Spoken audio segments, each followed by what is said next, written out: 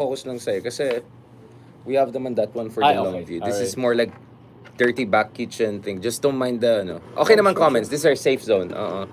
TikTok yung medyo wild if I put TikTok. Okay lang, let's go wild.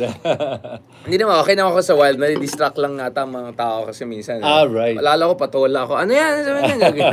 It's part of the charm but it's not optimal. Okay, go na tayo? Alright. 1, 2, 3, go. Alright, welcome back everyone to the latest episode of RRM. Isang R ay kulang pa. I don't know kung na traffic or something. I hope he's doing fine. But, okay lang yan. Great people, amazing people. Kasama pa natin today. Nako, Kristan. What's up? What's up, At Richard? saka, of course, newly crowned non-nuisance candidate. Non-nuisance candidate. Candidate number 27. 27. Just before number 28, Bongo. Bongo, representing Quezon City! Wow, brother. Feeling ko nanonood ng RRM yung Comelec. Sabi nila, wag na, baka mabash tayo next year. Parang panalo na ako eh. Actually, I think you already made the point. Oo. Di ba? No, seriously, kasi last time, di ba, we're gonna talk about this. You're not gonna get scot-free. Yeah, I mean, last time, di ba, ang concern natin is in terms of how do they define machinery? Because you have hundreds of thousands of followers, millions of engagement, but does that qualify as enough of machinery? Mukhang, I think we have a operational answer, no? Oo, mukha nga. So, thank you very much, Comelec, for accepting yung aking candidacy. And ang pangako ko naman is I will do my best to give kumbaga honest to goodness decent campaign, di ba? Yes. Para pakita ko na na kahit hindi we don't have hundreds and millions of pesos, kahit hindi tayo galing sa political family, Mayaman pa rin tayo. Yeah. In hundreds of millions, millions lang. Karapatan nating tumakbo. Yun naman yun. Oo naman. Yeah. Siguro ang point, people shouldn't be afraid to join the electoral process. Kasi if hahayaan na lang natin the same old people running, di ba? Ganun, it's the same old results ang nangyayari. So yeah, I think that the nuisance, that whole discourse really has something to do with their definition of democracy, diba? Kasi if it's really about usual machinery, then filter out mo yung ordinary people, diba? So I think for a long time, I'm really curious to really study your case, no? If this is a precedence, legally, politically, and what this means moving forward. So you're right, in a sense, winner ka. Now, Chris! ito. Mukhang kailangan din natin dagdagan ng title itong kasama natin. Chris, you have been saying this and you're walking the talk, in fairness. Believe ako sa'yo, bro. Aside from your Bitcoin stuff. You said, di ba? Like, at the end of the day, we should be engaged in this process no matter how imperfect, even disgusting and scary it can become. So what is your journey? You want to give us an update? Medyo na-surprise din ako, bro. Maybe, eto na. Actually, matagal ko itong pinag-isipan and I didn't really want to do it, but I figured, sige, let's go for it. I'm running for Mandaluyong councilor. Oh, wow! Yeah. So, Wow! Shucks, grabe na. Kompleto na tayo. May slate na kami. RRM slate. I haven't even announced it. This is the first time I'm announcing Wow, this right man. now. That's So, it. Privilege information. So, on- kailangan nag-file lang. So, On the last umakyat ka day. rin. Ay, hindi. Iba pala. Sa national ba yan? Sa local. Local kasi kaya hindi ka Local umakyat Comelec doon. office. Ah. On the last day, you filed. On the last day, I Last- showed up and then I submitted it. I woke up that morning and I was like, sige na nga, gawin na natin to. Kasi one thing that I keep telling people, like you said nga, is we should all start running for office. Yes. Kasi ang problema natin is ang daming mga politiko kaya nananalo kasi walang lumalaban. Walang kandidato. In Mandaluyong, the Abaloses, as much as I like the Abaloses, they ran unopposed. Yeah. And that's the only reason why, because nobody wants to run. And everyone's complaining, but nobody wants to run. I am glad na marami nga ngayon kahit na mga, sabi natin, social media influencers na, dami ako nakita names that are running. And it's good. And not just social media influencers. Even people, regular people running, I think that's a good thing. Because nakikita mo dito now, people are stepping up to the plate. Yeah. We'll talk about this more. Let me just shout out Mayor Magaling of Baguio. Thank you very much for dropping by dun sa burial of Lola ko. Obviously, as some of you know, he openly asked me to succeed him in Baguio down the road. But I don't know. I said I'll try to help in whatever I can. But as you can imagine, more foreign affairs is something I have in mind down the road. So just to say, I'm inspired by you guys, and just to clarify, I'm not close to the possibility, maybe not this cycle, but down the road to serving the country in a different capacity. 2028. So, mga ka-DDS, baka naman, mga Davaoenos, okay, mga tsaka ka-Solid North. So, no, I'm just saying, this is good. This is good. Let's normalize this. Let's Yes. normalize this, bro. Dapat wala na yung stigma. So, can we go through your thought process? Bakit on the last day? Because subconsciously we're thinking about it? Or aminin mo, you have been thinking about it and nibbling with it for quite some time. Yes, I've been nibbling with that idea, and I had to ask myself, am I running because of ego? Because people were saying, sige, tumakbo ka? Yeah. And when a lot of people tell you that, it feeds your ego eh. Yeah. Diba? And you're like, oh sige, I'm gonna run because of my ego. Is it ego, or is it really because you want to serve? So, if I just wanted to run for ego, I think I would have run immediately for Congress. Yeah. Or pero, mayor. Yeah, or mayor. Yeah. Pero no, I realized I didn't even really care to run, but I keep telling people they should run. So may nagsabi sa akin, you tell people to run and you don't want to run. So I said, sige na, let's do it. So I wanted to do councilor first because I wanted to get my feet wet. Right. Learn the ropes, Like find Vico out. Soto. Like Vico Soto. Yeah, like Vico Soto. And then I want to see kung saan ako makakatulong talaga. Right. When it comes to people, is it through executive, being a mayor eventually, Yeah. or being a congressman eventually? Or maybe after councilor, I realize, oh man, this isn't for me, ayoko na, and then stop na after this one. But at least I got to try it. But what I do promise that I'm going to be doing while I'm there is, and I'm sure you're gonna do this too, is expose ko talaga lahat ng inner workings ng gobyerno locally. Yeah. I'm gonna show you what the budget is. I'm gonna show people what the revenue is. I'm gonna say kung may utang o wala. I'm gonna just show everything. And that's what I plan to do as a councilor. And look at every problem that we can solve in Mandaluyong. What is the platform, like participatory budgeting, yung idea na there's accountability and conversation with the communities on the ground to make sure may say sila sa budget ng city? What are the things you're looking at? Because to be honest, my problem with Mandaluyong is just the other week, muntik ako nabaha. Walang nabaha sa BGC pero baha kaagad baha kaagad dun sa Mandaluyong. So infrastructure, what are you looking at here? Yeah. So the three things I'm looking at actually are shelter, education, four. Shelter, education, health, and jobs.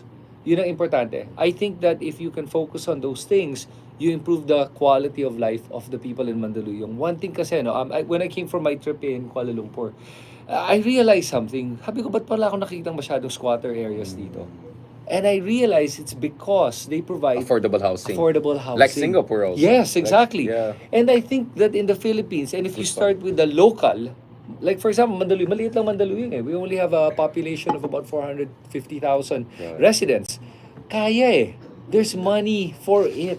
It's just if you properly budget it. And Vico showed na may pera ang mga local government. I-budget mo lang maayos. And I'd love to be able to give every person in Mandaluyong a proper home.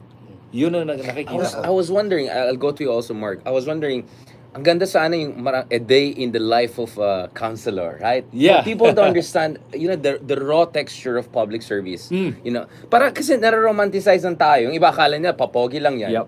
Yung iba akala nila, nakaka-stress yan. Like, I want people to have a realistic view. So parang ikaw yung body cam version ng daily service. Ang ganda More sana. transparency. Yes. Yeah, and really, that's one thing that I plan to do. Even during the campaign, ang gagawin ko talaga is I'm going to show the journey of what it's like to campaign. Yeah. Right? Di ba ang ganda nung idea na yun? Para makita ng tao what it's like. And plus, also to highlight some of the people in Mandaluyong. Whether it's, what are your concerns? What is it that you want to bring about? All of these things, ilalabas ko yan. So I'm going to use my platform to be able to do that. And look forward to, maybe we'll follow in some of these days and those conversations. Now, ikaw, why did you choose national, not local, like in QC or something like that, considering, probably it's even more viable, although congratulations, you're now legit candidate for Senate. I'll be in the ballot next year. Yeah. Medyo, Grabe, no? Wow. Oo. Jeez. I wanted to make the most impact siguro. I wanted to make parang I believe kasi whether you win or you lose. So, pero syempre we're doing this to win, di ba? Gusto nating we're doing this to get in dun sa Magic 12. Pero I believe na kahit whether you win or you lose, Yung Winner ka pa rin. Oh, Yeah. you could change the conversation. You could disrupt the politics, disrupt yung how people run. Kasi ngayon pag tatakbo ka ng senator, ang only formula lang is you need 500 million for television ads. Yeah. You need to be Air from war. this family, ganitong apelido. So we want to disrupt that. And at the same time, we are also helping mga senators na we believe could also disrupt yung Senate. So kasi ang plano ko talaga, meron akong mga candidates na tutulungan. For example, si Doc Willie Ong, di ba? Kasi Right. kasama ko yan before. So I was thinking na sasama ako sa kanya, ikot kami ng Pilipinas, we'll campaign, we'll Good try to idea. disrupt politics. Might as well tumakbo na rin ako. So That's a very interesting idea. Actually, oo nga, no? Diba? You can do it with Doc William. yeah, either way, iikot din ako ng Pilipinas eh. Yeah. I made that promise to him when we last Exactly, yeah. talk na iikot ako kasi lalo siya may sakit, so he won't be able to visit every province. So magpo-proxy ako for him, iikot ako for him, so takbo na din ako. Magpakilala na din ako Yes. doon sa But Doc William's platform is very clear, right? Healthcare, affordable healthcare for people among others. What is your platform? yun. So, doon sa Comelec, when noong unang araw, so ako naman, first day ako file to make the most impact. Kasi all the cameras are there, all the Yes. ano are there. So, national yung labanan. So, Naunahan mo pa si Diwata. Naunahan ba niya? Day 2 sila, day 2 Yeah, sila. yeah. Ayun, so, ang sinabi ko doon, I wanted to introduce myself muna. So, my simple tagline is vlogger ng Senado because that's what I'm known for. Interesting. Ang nilatag kong platform doon ay mostly for content creators, online sellers, freelancers. Kasi that's where the industry that I'm in. So, like mga dagdag capital for online sellers, yung office for fake news, mga common sense ideas na wala masyadong tumututok for our industry. Double taxation. We're paying a lot of taxes as Yun. vloggers. They're Yun. in US and also here. Yun, Yeah. I believe na if ang kita mo is online, dapat lahat ng taxes mo should be online lang din. You don't need mga papers na, diba? Let's not make it hard for our online freelancers. So doon nag-start yung aking Advocacy. advocacy and also Philippine ICT High School technology. That's also a passion na I have na I believe na we could also excel if the government could pour in Vocational. money. Parang Germany, vocational. I'm gym. thinking parang Philippine Science High School Wow. pero Technical school. focus on Yeah. ICT. Yes. So, kung ano yung kailangan ng Microsoft, anong kailangan ng Google, software engineers. So, we could hire the best people there to focus. So, yung mga ganong klaseng, yun yung mga una kong nilatag. Pero, ngayon, binubuo ko yung platform ko. One is, buti nga nabanggit mo kasi ako I'm most inspired by two people, Vico Soto and Isko Moreno. I've been vlogging about them for the last 5 years.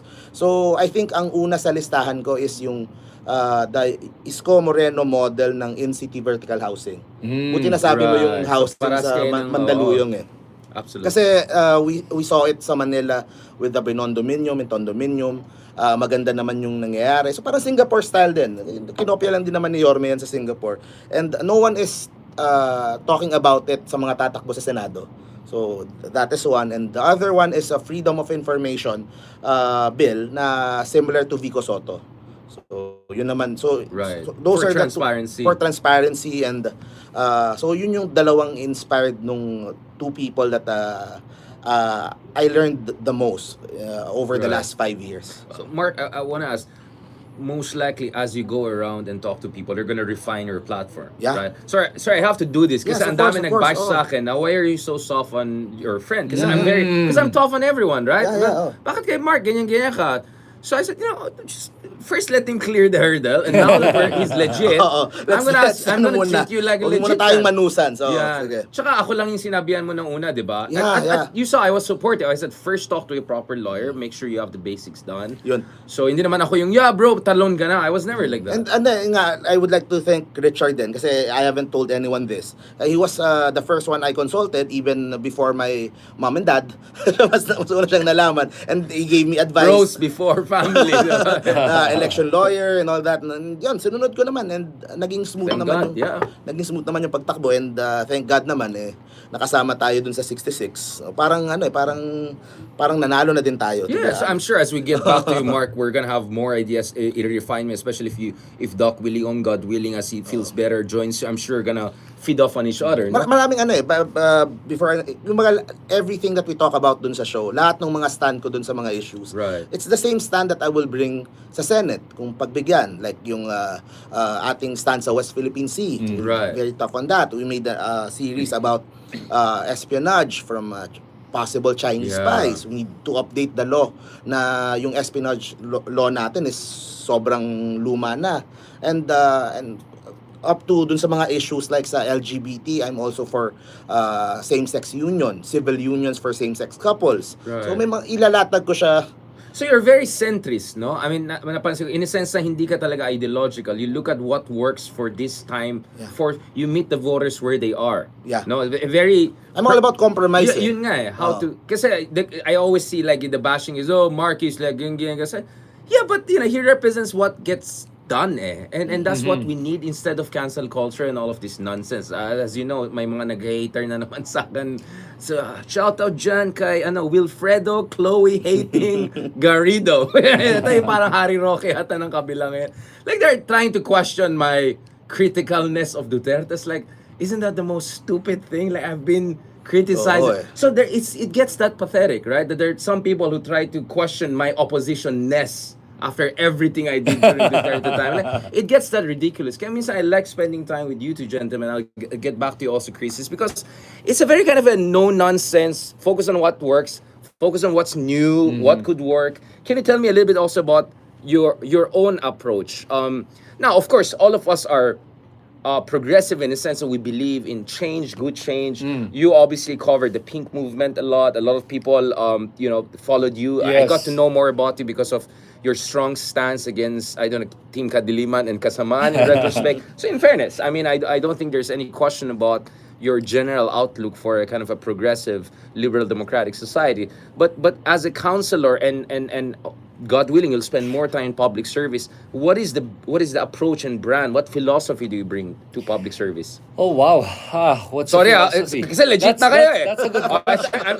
I'm the host now. Yeah, so I you're know. two legit candidates. See, I'm fair, even if you're my friends. Yeah, that's actually a very tough question. I would not say I'm liberal or I am conservative or whichever party. Yeah. I don't belong to any, and that's why I'm running as an independent. Yeah, exactly. Both of you are running Yeah. as independent. Exactly. And the number two, there are things that, for example, the liberals do that I like. There are some things that I oppose. There are some things that the party of Marcos and his party mates do that I like, some that I oppose.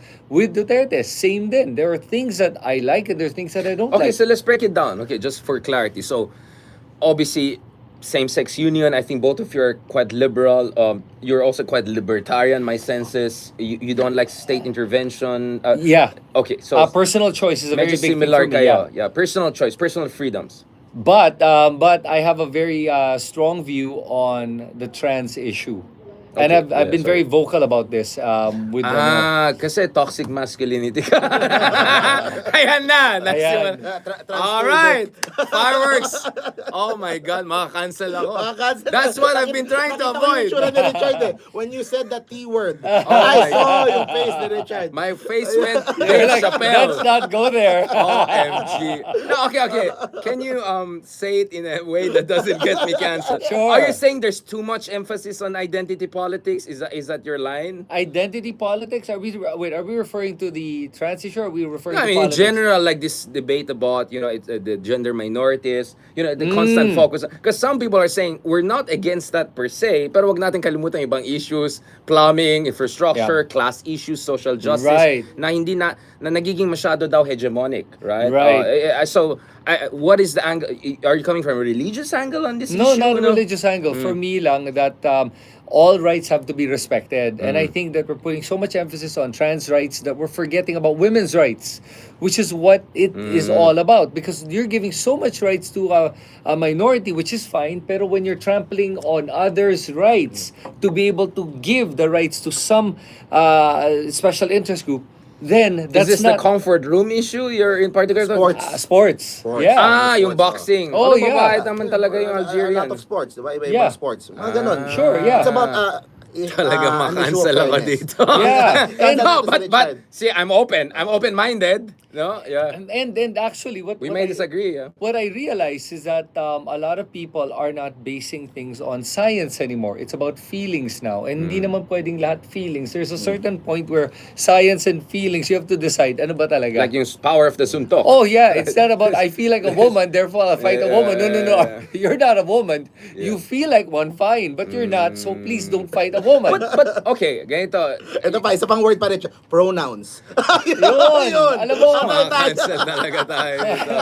Alam mo, Paalala lang po, these are not my views. I'm just being democratic here. Yeah. No. Please go ahead. Yeah. For me, it's simple lang with regards to the pronouns. Listen, you want me to call you a cat, I'll call you a cat. Fine.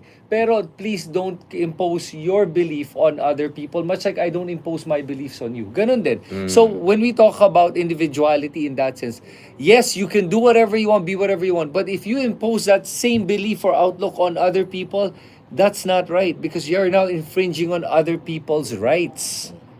And You share that view? Yeah, very Yeah. much. Ako ano kasi we Interest. get too much busy doon sa mga pronouns and all that. Yeah. I would rather focus on the bigger issues like yung same-sex unions kasi Yes. I know a lot of couples na parehong woman or parehong guy, they've been together for 40 years pero wala silang karapatan sa isa't isa.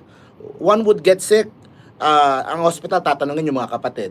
Yep. So, yung mga ganong, I would rather focus on yung mga actual problems that same-sex couples have. So you're for same-sex union? Civil union. Civil union. Civil union. Thailand just passed civil union also. Yeah. if I'm not Yun. mistaken. So, Yeah. hindi siya we won't call it marriage, hindi sila kasal, pero they have the same rights. Support of the rights, state. same rights. Yeah. Oo, I It's think yun sanctified lang by yun the state, not Oo. by church. Yes, yun Interesting. naman. Para, You know what? Okay, again, I'll just put it this way. I think we should have this kind of conversation, even if some folks don't agree with us or they feel offended or anything. Hindi kasi maganda kasi napansin ko, I hear things off the record which are very, feeling ko naman too much. So I think dapat ilatag natin sa public discussion to kasi kasi yun ang napansin ko, people try to suppress contrarian views. Yes. Sobrang like you say anything about Chloe, they'll call you boomer. You say anything about in favor, they'll call you like you hate family. Like Yeah. you say anything about Leni, they'll say you Dilawan. You say anything against her, they call you like Didi. It's like I just think that's anti-democratic. Yeah. I don't care you're left or right, but that's anti-democratic. So that's where my stance is very clear. Do not suppress our right to express it. So you may say I may react or ganun, but ako naman, I think I'm socially conservative in a sense that there are the Catholic religious values there, but at the same time there's a democratic side in me says that as long as your expression of your right doesn't infringe upon mine, then we're good. Now, Yeah. ibang debate na if that's happening or not. That's an empirical debate. But as a matter of principle, I'm okay with that. Kaya I'm trying to hear different perspective on this. But Chris, just going back to you, in how do you think we can find a balance whereby we can fight for the rights of all minorities without any of them trampling upon the other one? Like for women, for LGBTQ community, because some people say no, it's not mutually exclusive. But your argument is that there are times there could be tension. So Yes. how do we resolve the tension? Well, I think first of all, when you, in particular, I think when you talk about trans rights, they're trying to parang always say that they're victims and that sila yung aping-ape and everything, and therefore screw everyone's rights as long as our rights are not are given to us. Like for example, using of the bathroom, joining pageants, joining sports. But then again, sa akin, I have friends that are trans, by the way. But are you talking about US or the Philippines? Kasi parang feeling ko yung debate na sinasabi mo. Okay. Kasi I'm not sure that's the case in the Philippines. Is it? No, Hindi. No, no. Yeah, sorry. Okay. Some people are trying to. Yun pero nga eh, hindi. Chris. Yeah. Yun nga eh. This is a debate I see in the US, this culture war. Pero, parang hindi ko naman nakita sa hindi. No, Pilipinas. I think it's makapasok eh. I think it's because the Philippines we're already more tolerant. Yeah. We're more inclusive. Exactly, And yeah. we don't give a crap what your sexuality is or your sexual. We celebrate it. We Pero do. I feel na there's still a very high parang homophobism pumapasok. So At saka toxic masculinity. toxic. Meron pa rin ganon, pero marami nang sa atin ang mulat na and understands na respect for each other. Pero tama si Marky actually. When I posted about that issue with the Algerian boxer, I saw a lot of homophobic remarks, which is surprising. I thought that if you were gonna support my perspective of this, you don't need to be homophobic. Yun nga eh, It's not about homophobia. It's just It's a biological debate. Yes, and hindi naman trans yung tao. Lalaki talaga siya eh.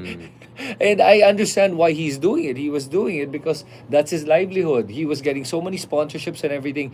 And that's why he decided to still compete. Pero kinalimutan niya yung safety ng mga kababaihan.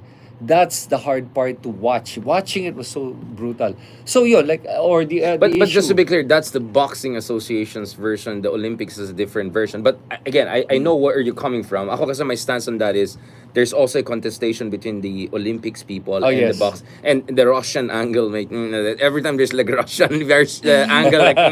But again, I see that we can debate about the empirical issue, but I think it's all about the sensibility and where you're coming from. Yes. Pero ikaw, Mark, sa tingin mo, is that even an issue? Kasi napansin ko sa Pilipinas, wala naman tayong culture wars eh. Wala. Kasi, Or maybe because I'm from UP Diliman and LGBT are extremely empowered there already. Actually, kami yung mga straight yung medyo the latest minority one is yung, there. yung kay Jude Bacalso, di ba? Yes. Yung Cebu, di ba? What happened dun sa ngayon. Yung suntukan ba yan? Yung sa ano? No, yung sa waiter. Waiter na. Sir! Oh, Sir Jude. Si Sir, so, oo. he made yung waiter stand for 2 hours. Pero yun, kita mo doon na kumbaga, some people are trying to introduce pronouns US style dito sa Pilipinas. Pero Filipinos are not And we don't have pronouns naman in the siya. Filipino language. We have siya eh. We are gender neutral. Yes. Yeah. Oo. Asawa. Ikaw. Sila. Yeah. Asawa is like either way, right? Yeah. Kapatid is either Yep. way. So actually, we're lucky because our pre-European, pre-Hispanic culture was already very babaylan-centric and all of that. I would say that's what's unique. So actually, where I agree with Mark is, I see this tendency na nag-import tayo ng culture wars from the West. Like, we don't need wars because we're have okay. We already have problems, so yeah. much problems. As a matter of fact, not just like when you talk about culture wars, as like for example, sexuality, diba? We don't need to import that. And what I did notice about Asians, being in KL the other week, there's no problems between religion as well. Whether you're Christian, you're Muslim, you're Buddhist, everyone gets along. You do your thing. You wear what you want to wear. You do your own practices. No problem. Unlike in the States where it's becoming a really big deal, this religious, denominations. Yeah. But in Asia, I don't see that. And I think maybe that's an Asian thing. I don't know. Yeah, or at least Southeast Asian thing. I would say we're very lucky in Southeast Asia because it's very diverse. You can see that in our food, Yes. right?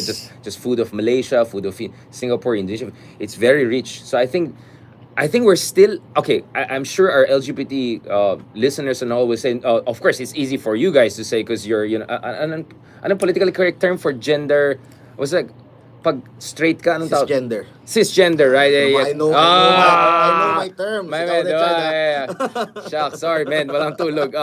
So, 'di ba, parang it's easy for you to say because you're blah blah blah. But at the same time for me naman, I just don't like us importing stuff from abroad all Right. kasi the languages, like the terminology is being used. I use the term gaslighting a lot too, but sometimes I just feel we're importing too much when we don't need to. I mean, import the good stuff from abroad, like labor mobilization, organization, party building. Yun yung mga ganun na kailangan natin. I want to ask you, both gentlemen, before we go to other issues, but we're still talking about you and your views and all of that. In terms of actual things you want to see get done, Mark, I want to start with you. Sa tingin mo, ano yung mga priorities? Kasi ang dami ng problema tong bayan natin. At the same time, you don't want to also be like Willie Revillame na mamaya na lang pag nanalo na I'll figure out. Siyempre, kailangan mo mag-prioritize kasi limited yung time mo, yung bosses mo, 24 kayong senador, di ba? Ang daming mga issues. What do you want to focus on? Kunyari, si Cynthia Villar.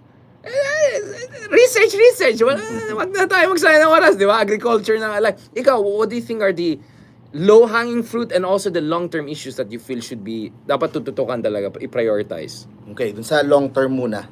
Medyo ang hirap ng ang hirap pagkandidato. No, pero hindi, Ako yung host, so I have to for be fair, yeah. the last weeks talaga binubuo ko naman yung pagdating sa infrastructure, pag sa long term I think I want to focus on 3 things sa Luzon, Visayas, Mindanao. Sa Luzon, expressways from Cagayan, Lawag hanggang sa Sorsogon. So let's finish that first. Yung expressways, yung tren ginagawa na din naman So kesa gawa ng bubungkalin yung maayos na kalsada, let's focus on the highways, let's focus on the expressways sa Luzon. Sa Visayas siguro yung bridges. I think, ewan ko ba't na-delay yung Iloilo, Guimaras, Bacolod. Pero we want to connect the whole Visayas eventually. And sa Mindanao, tren. Yung I always follow yung Mindanao Railway Project. But that's the DBHH, so how is the Senate going to be helpful in that? Sa budget. Kasi habang hindi pa nahahanap yung funders nga from abroad.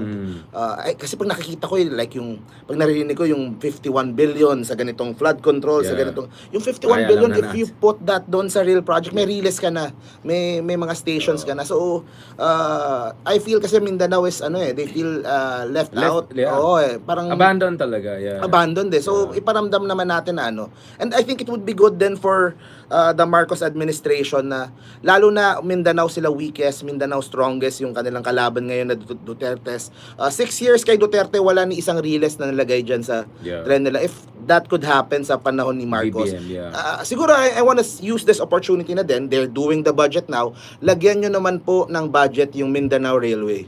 Kaya simulan na, habang naghahanap ng funding for i-extend yung lagyan nyo na po ng budget.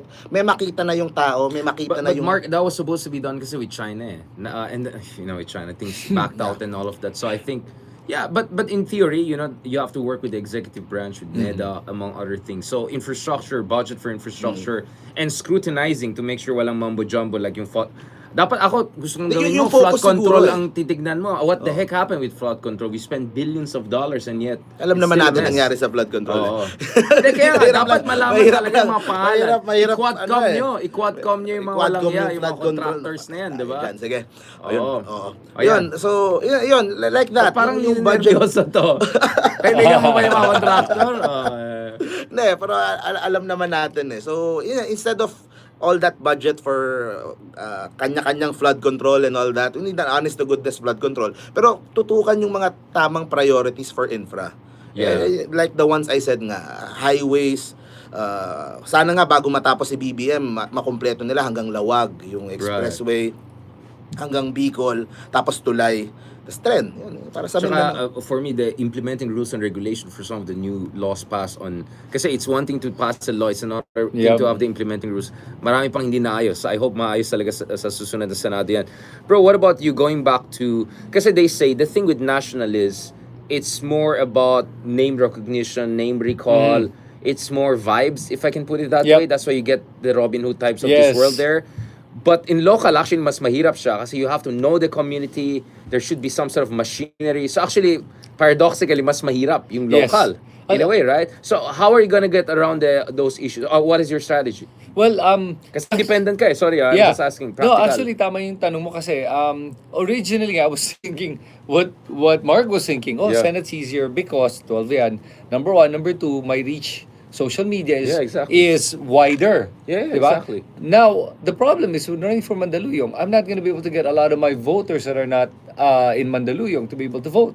But there's a way to do it. So what you do is, we were talking about it, Mark and I, before we went on the show. I'm going to go around and talk to every barangay captain. I'm going to have a meeting with them. And then I'm going to find out what their position is, if they're willing to support me or not. And regardless of whether they're willing to support, I also want to know ano ba yung mga gusto nilang baguhin when it comes to the current administration, local administration, and what are some of the laws that they want to be able to implement. And I want to support them in that, regardless of whether they support me or not. Next, to be able to do that, I need to be able to create events that are going to gather people towards me. Yun yung may plano ako pero I haven't thrashed it out yet, so I don't want to say anything until I thrash it out. One thing I was going to do talaga was I was going to organize a marathon. Oh, nice. And I was gonna say talaga tatakbo ko. And literally tatakbo ko. Fun run. Yeah, I'm gonna do like a Forrest Gump where I'm gonna run one activity. I'm gonna run all over Mandaluyong. Every part of tatakbuhin ko you're lahat ng fit, mga. man. Yeah, you can pull it off. Yeah, I'm gonna run every street of Mandaluyong and I'm gonna put it on video. That's disruptive shit. Yeah. In a good way. Yeah, Sama tayo. That's good Let's stuff. run it. Yeah. Count me in. Oh, Sama ako yeah. dyan. Yeah, that's good stuff, man. So, Need the exercise. Di ba? So, I'm really gonna say tatakbo stuff. talaga ako. And talagang tatakbuhin ko yung buong Mandaluyong. Yeah. And then, I'm going to get a pledge from people. If I run every street in Mandaluyong or whatever route I take inside Mandaluyong, how much do you pledge? So that's how I'm gonna do my fundraising. You think that will be enough to counter the vote buying and all of the shenanigans? Okay, so I don't, maybe I'm naive. I would like to believe there's Still some space for others. Yeah, especially when talk about local officials and in Mandaluyong. Remember that in Mandaluyong, Gonzales. the Gonzales and Abalos have never really been contested. Yeah. Since 1986. Essentially, since democracy Democracy started, right? Yun ang nangyari nga sa Davao. Democracy's return, And yeah. even in Makati and a lot of other You're cities, right, it's always yeah. the case. So, what if we give them a legitimate run for their money? Yeah. You know, in a way to put it. I don't believe the vote buying will prosper versus that, because if it did, Vico wouldn't have won. Yeah. Vico showed that it's possible. Even Isko showed that it's possible. LENI also, LENI. I mean, national level. Yeah, Both on in a national level. So we have many good examples. I mean, still you can be skeptical and say it's like one out of many, but that's how change starts, right? Yes. It's first trickle, and then it's a flood. I Yeah. was asking him kanina kasi pinag-uusapan din nga namin. So ako, syempre pinag-iisipan ko din kung tatakbo ba akong konsehal sa amin. Yeah. Ang isa sa mga usual na problems when they find out that you're running is yung pong anak ko nasa hingan ka ospital. talaga. Yeah, Yan, yeah, oo. Yung, may namatay po yung Yeah. ano po namin. So I was asking him na how he's going to handle yung the amount of people Yung na welfare needs, yeah. knocking your house, in your gate. Yeah. Sir, wala po kaming makain, wala po Crowdfunding ka na lang. Maybe Yun that's a ang- good idea. Crowdfunding for barangays and communities. That's where you can leverage it. All right, I think I'm putting you guys too much under scrutiny, but I just wanted to say kasi dami nag-comment. Ayan na naman si Richard. Tapang sa lahat, and then pagkaibigan niya, mabait siya. So, wait lang, we're gonna get there. So I think we had a mini di ko na muna kayo i-fast talk. So next one, we're gonna catch up i-fast talk pa na kayo, di ba? Ano. So I think by that time, medyo mas ready na kayo. So magpasalamat kayo sa akin. I got you ready for Thank God, actually. I just Yeah. didn't realize you were going to ask me those questions. Yeah, so this is supposed to be parang dry run to. Now, Now, pag nagka-debate pa, di ba? yeah, now discuss naman natin the bigger political landscape. So that's the beauty of people like you throwing your hat into the ring. It's like MMA fighters analyzing other MMA fights, right? So Right. speaking of that, what do you think about this latest meeting between LENI and BBM? For me kasi what stood out is, first of all, they look very statesman-like. Everyone was just smiling, everything like that. I don't think na mukhang plastikan. I also don't think na it looked like yung conspiracy ng DDS na nagsama yung dalawang camp. I don't think so. I think it just proved that LENI is a national figure, is very important, and that LENI can talk to all sides. Kasi ako, the reason why nag-react ako ng very aggressively, I just felt, this is Duterte, this is ganyan.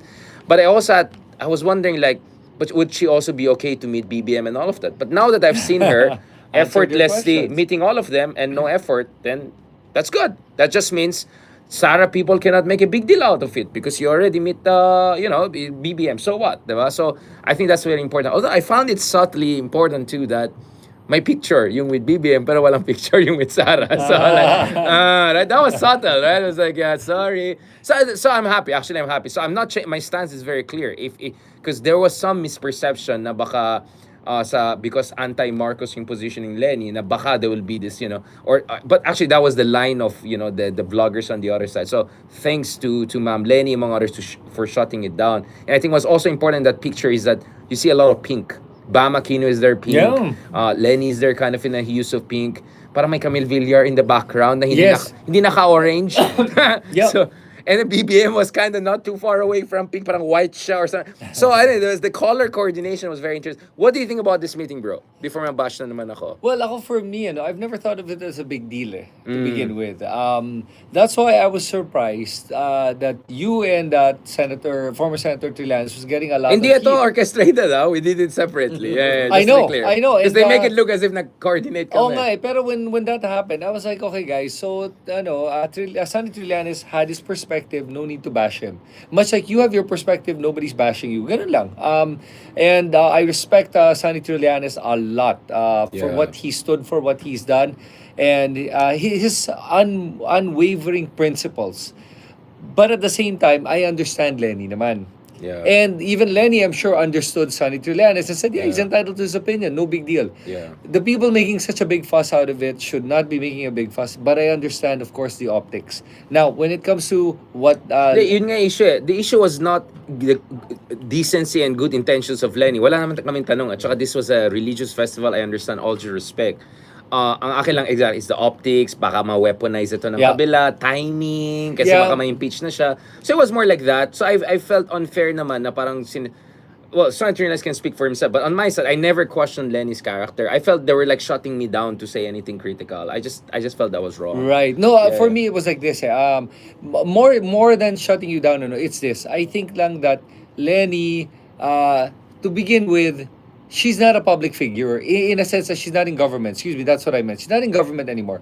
Now, I understand, of course, she can still influence. She's running for office. Oh, yeah, right She's now she's running, running. right. But that time, she wasn't running yet, right? So, she was in a position where, hey, listen, as a private citizen, she could do whatever she wants. Above the fray ako. Oh, and you know, people want to take advantage of that's up to them. I don't think it really made that much of a difference in the bigger picture of things because, my God, VP Sara is facing a lot of heat.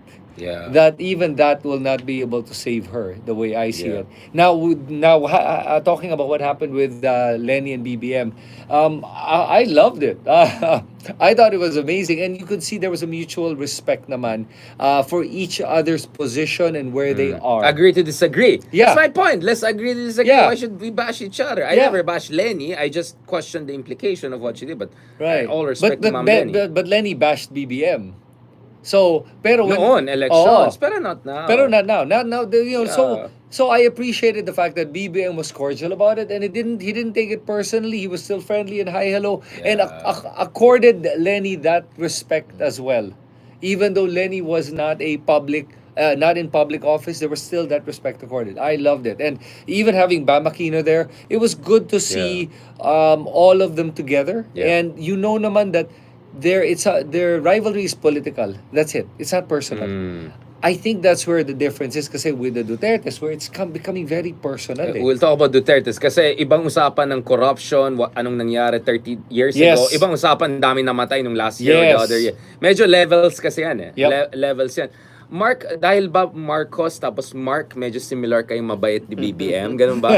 Is there something with the I name? like that segue. Ngayon ko lang na-realize. Paras kayo silang, conflict avoidance silang pareho eh.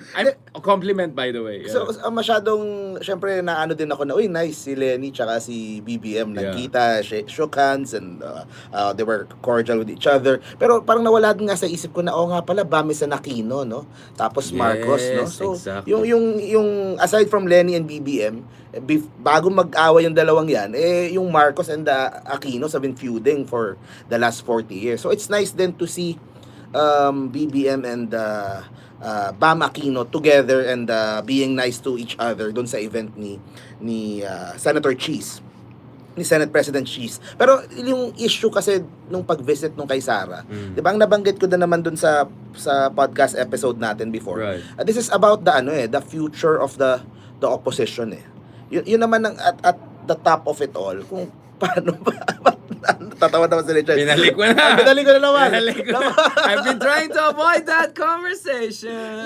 No, but we need to kailangan pag-usapan kasi 2028 is 3.5 years away. Okay. Diba? And the Yeah. pink side would need to decide. Ano ba tayo? Lenny So you're ba essentially tayo? saying Or Riza Riza ba na. tayo? Riza na versus Lenny pa rin, essentially.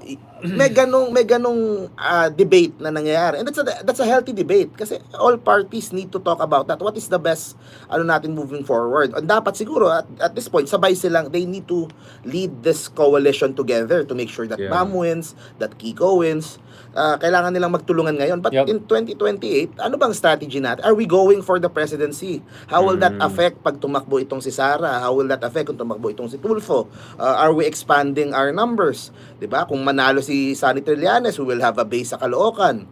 Kung manalo si so like si Cheese Escudero, Right. could he possibly join? Na naman. Hindi could we get him over to our side? May ganung Yeah. may ganung Yeah, but he was with the Lenny slate, diba? yeah, So, yeah. geez, anong Pero hindi 20 official, 'di ba? Parang as a Yeah, but guest he was candidate. there more or less, yeah. Pero yun nga, the relationship is Nag-pink yata si Hart at some point, if I'm not mistaken.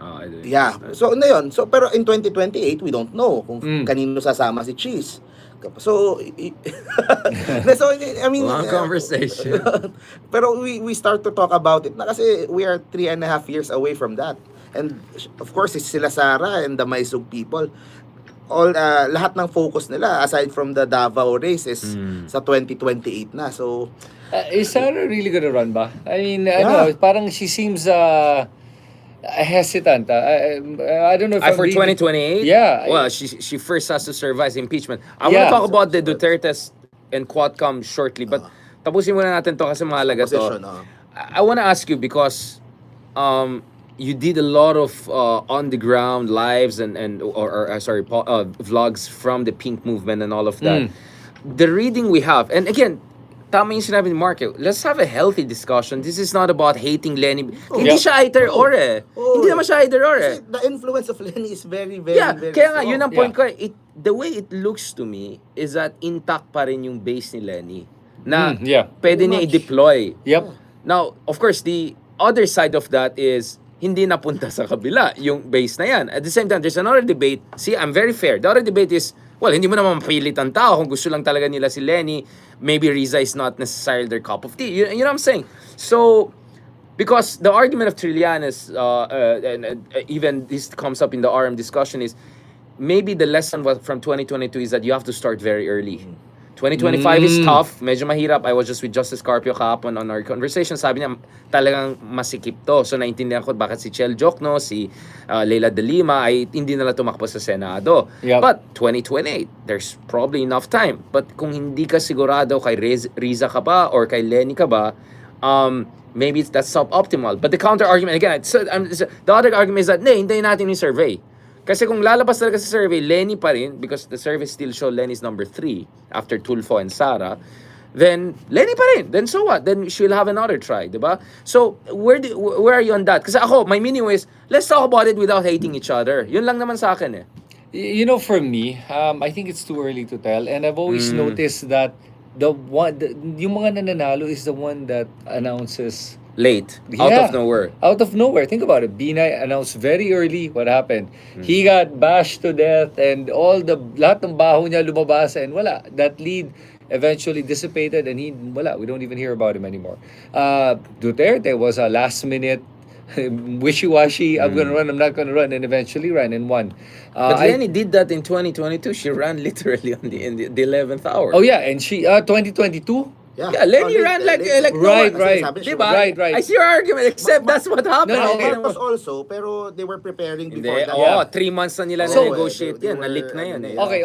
Well, anyway, all I'm saying is this. Right now, But I agree with you. It's Nah, too you don't early. want to be a leader soon. Yeah, you don't wanna peak too Front early. runner, yeah. Especially in the polling, you don't wanna peak too early. And I think one of the candidates is potential candidates already peaked so Yeah. early that I think You mean Sara? Oh, she's gonna lose that lead. Yeah. She's already losing the Nah, lead. she lost the lead to Rafi Tulfo, but the problem of Tulfo, which we'll discuss now, is he'll have 2 more brothers coming in, and if one of them tops the race, then baka sabi niya, ako na lang tatapong presidente, baka mamaya mag-aawanan pa yung mga kapatid niya. Just Tulfo versus Tulfo. Ay, magulo, di ba? Magsisplit yan. Di ba? Oh, wala. Then that's gonna be bad for the Yeah, country. So exactly. It's weird.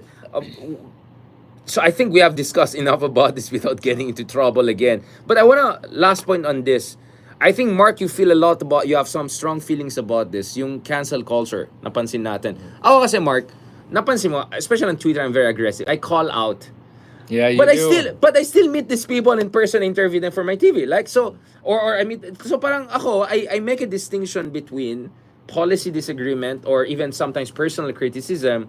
But that doesn't mean I'm gonna burn all Attack the bridges and person, then, oo. I mean, I met Digong, I met BBM, I met Lenny, like even after Chris, I still talk to them, right? So, what do you think about the cancel culture? Because I remember nung with Isko and Lenny, it got really, really ugly. And it's like both sides canceling each other. It became really ugly. Really horrible. Yung press conference ni Isko, nagwala na siya, meltdown na siya.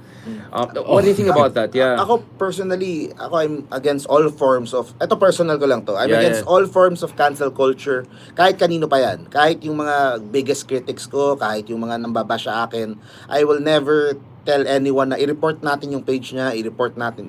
Yan ang pinakaayaw ko. Sa akin, ang comment ko lang doon sa pink side, okay? Doon sa, napapansin ko kasi sa inyo, I mean, sa mga viewers mo, Liberals, yeah. sa liberals and progressive, ang hilig i-cancel culture, yung kakampi mo na. So yun Ako nga, yun ang cancel nila.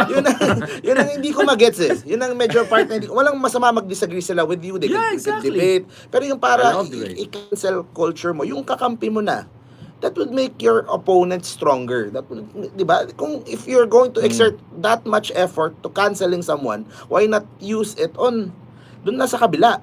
Di ba? yung pwersa ng Pero a part of me, please correct me, I think some people have just given up hope na kaya nila influence yung kabila. So, ano na yan, parang cannibalism na lang.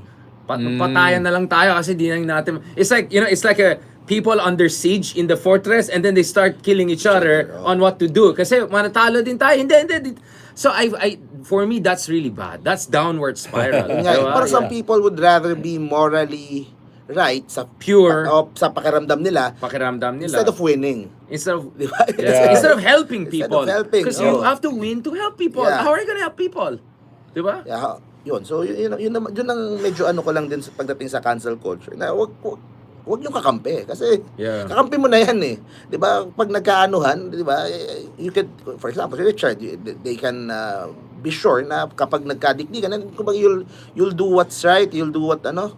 So It goes down to they know where people are gonna stand. That's Yeah. what's important. But here and there, magkaka-disagreements. Ikaw, what do you think, bro, about this whole cancel culture? How can we call out people rightly without also canceling, creating this rage baiting? Diba? Kumbaga yung ganun. Yeah, well, to begin with, cancel culture used to be probably more popularly known as the mob mentality. Right. The bandwagon effect of the mob mentality where, Hate tara, train, lahat hate tayo. train, Yeah, yeah. sure. And people love to jump on that train.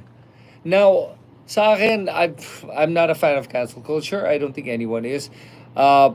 But it's not something that you can control. It happens on both sides. It happens on all sides.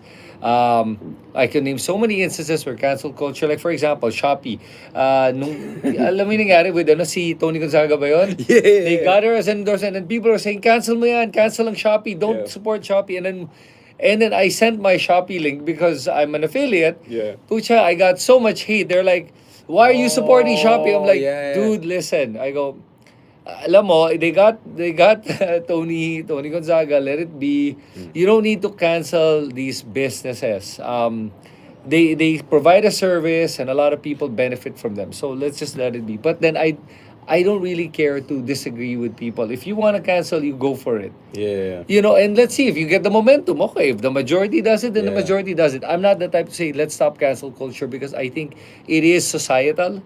It's something that you can be against, but can you stop it? You can preach Yeah. about stopping it, but then again, I think the mob rule will rule at the end of the day. Ako, again, feel free to disagree with me. For me, I think there's some people who are just beyond the pale. Yeah. Diba? I think they deserve to be canceled in the sense that, like, if there's someone who openly says, let's go kill and rape people and whatever, I don't think we should give them platform. So Our I'm former down- president is that exactly. So So not the platform. So that's why I never tried to interview the former president. okay. But with this current president, I want I'm not necessarily against it categorically. If there's a proper opportunity and platform, I'm okay to interview BBM. Right. But with Digong, I just felt there's no way around it because baka mapatay pa ako. But aside from that, I just don't think I will get a fair answer. If anything, baka magamit pa yung conversation to Yes. justify the killing. So for me, hindi ko ma-share yung platform. Like the farthest I could go is to debate one of his top propagandists. But that was it. It was a one-off. And then ayoko na, sabi ko, that's it. I've done my job. And I got so bashed by the other side for platforming them and all of that. So, ako feeling ko, there's a very small number of people talagang you have to deplatform them. Or at least not give them platform because baka but that's my side. You can disagree with me. Yeah, I was gonna say kasi Ikaw kasi if free you're- speech absolutist yeah, ka siguro eh. Ako you're- hindi. Case-to-case study ako. Yeah, ako, if you're gonna say don't do cancel culture, don't do it. There's no, let's apply that principle equally and to all. Either walang cancel culture or meron. Ako Ganun kasi ako. case-to-case basis ako eh. Yeah. Yeah, I it's, mean- it's hard. It's hard. Yes, Yeah, it is. And but I don't blame you because that's what I mean by then that's your opinion, that's Yeah. your choice. Now if you can get a majority to support you, then there you go. Then you get to cancel. Yeah. If you don't, then you don't. Ganun lang. And that's how it works, really. I mean, I tried, right? With si Banat Bay, diba? I challenged the war on drugs openly and all of that. So I said, Ganda ng conversation nila. I mean, it was very heated and all of that. But I just felt, bahala ng tao humusga kung tama yung sinabi A ko or good hindi. example din here is Kibuloy eh. Like yung ginawa ng YouTube kay Kibuloy, di ba? They platformed Kibuloy Right. kasi he is wanted by FBI. sa FBI. So inalis yung YouTube niya, inalis yung ano niya. So yun yung magandang case eh. For the case of Kibuloy, di ba? Yeah. Ano ba? Criminal na kasi. Oo eh. Kung merong ano eh. So Are you for it or against it? yung pagtanggal ng YouTube, kasi the thing is, it's in their policy eh. Yeah. Yun na nga eh. Wala kang ano eh. Hindi mo sinagot, bro. Yeah. So, hindi- So you're okay with that? Kumbaga, business nila yan eh. Kumbaga, Yeah. I have no business. So you're respecting the Oo, the eh. rules of the The game. rules of their ano eh. Okay, So okay, parang I see. wala akong ano to... So you're not gonna cancel YouTube for canceling them. Parang ganon. So you see what we're getting into. This kind of a dialectical spiral, no? Yeah, this is, I think, very good conversation. This is a segue to Duterte's, right? Because we can make all sorts of criticism of Marcos Jr. and on this platform, among others, we criticize the PhilHealth fund transfers. I completely agree with, because some people criticize both me and Christian Esquerra daw, bakit purong Duterte yung content namin, wala masyado dun sa ibang departments, bakit purong confidential. Well, so if I have a research team of I'll go through each of them, right? I have no problem. But, realistically, I can only focus on the worst cases. And in my opinion, Duterte's are the worst. And I had a column earlier this week, Duterte, the worst president ever. Yep. I still put a question mark out of, courtesy for the sake of debate. Kasi I want to open up the debate. You have been making similar argument. Ako kasi for me, ibang level yung allegations sa Duterte's. And is it really just allegation, right? That you're talking about mass murder. Yeah. And even worse than Marcos Sr. Because Marcos Sr. was there 21 years. Yeah. Si Digong wala pang 4 years, nalampasan niya yan eh. Actually, on 2 years, on the second year, nalampasan Yeah, niya. I'm just even being nice with the numbers of the Oh, yeah, government. sure, yeah. I'm using the government numbers, 3 Yep. to 4 years. If I use the legit, Transparency International, whatever, Human Rights Watch numbers, yes. And not to mention, at least si Marcos Sr. hindi duwag sa China. He actually built our facilities in West Yeah. Philippines. But that doesn't mean okay yung ginawa niya. I'm just saying, to put into perspective, if there are people who think Marcos Sr. was the worst, I would put Duterte in a different category. And ipso facto, BBM, who's not a dictator last time I checked, at least so far, Yep. will not be in the same category, right? Yep. I'm not saying okay si BBM, I'm just saying ibang category to eh. Kaya sabi ko, in theory, I'm more comfortable with the idea of interviewing BBM than Digong back in the day. Kasi, but again, is Duterte the worst ever president for you? I mean, as an amateur historian, if I can put it that way, yeah. You know my answer. We've talked about this, I believe. Yeah. I believe we did it all. But kasi noon wala pa yung Quadcom and all eh. Sabi ko, ako kasi, I mean, the world can still, wala si Garma, I mean, sariling mga ano. Alam mo, it's so obvious naman kasi what Digong did. Actually, what surprises me is that nobody is still indicting him or nobody's charging him because Yeah. of the fact of all his pronouncements. He already admitted using the confidential funds to kill people. Galing sa sarili niyang bibigyan. He already admitted several times to killing people. He seems to even celebrate in the idea that he can make such pronouncements and admissions and nobody can do anything about it. He already said so many times na about, yun na nga, na kaibigan niya itong mga pogos at walang problema sa kanila. And formally, lagot ang mga Senado for even investigating formally.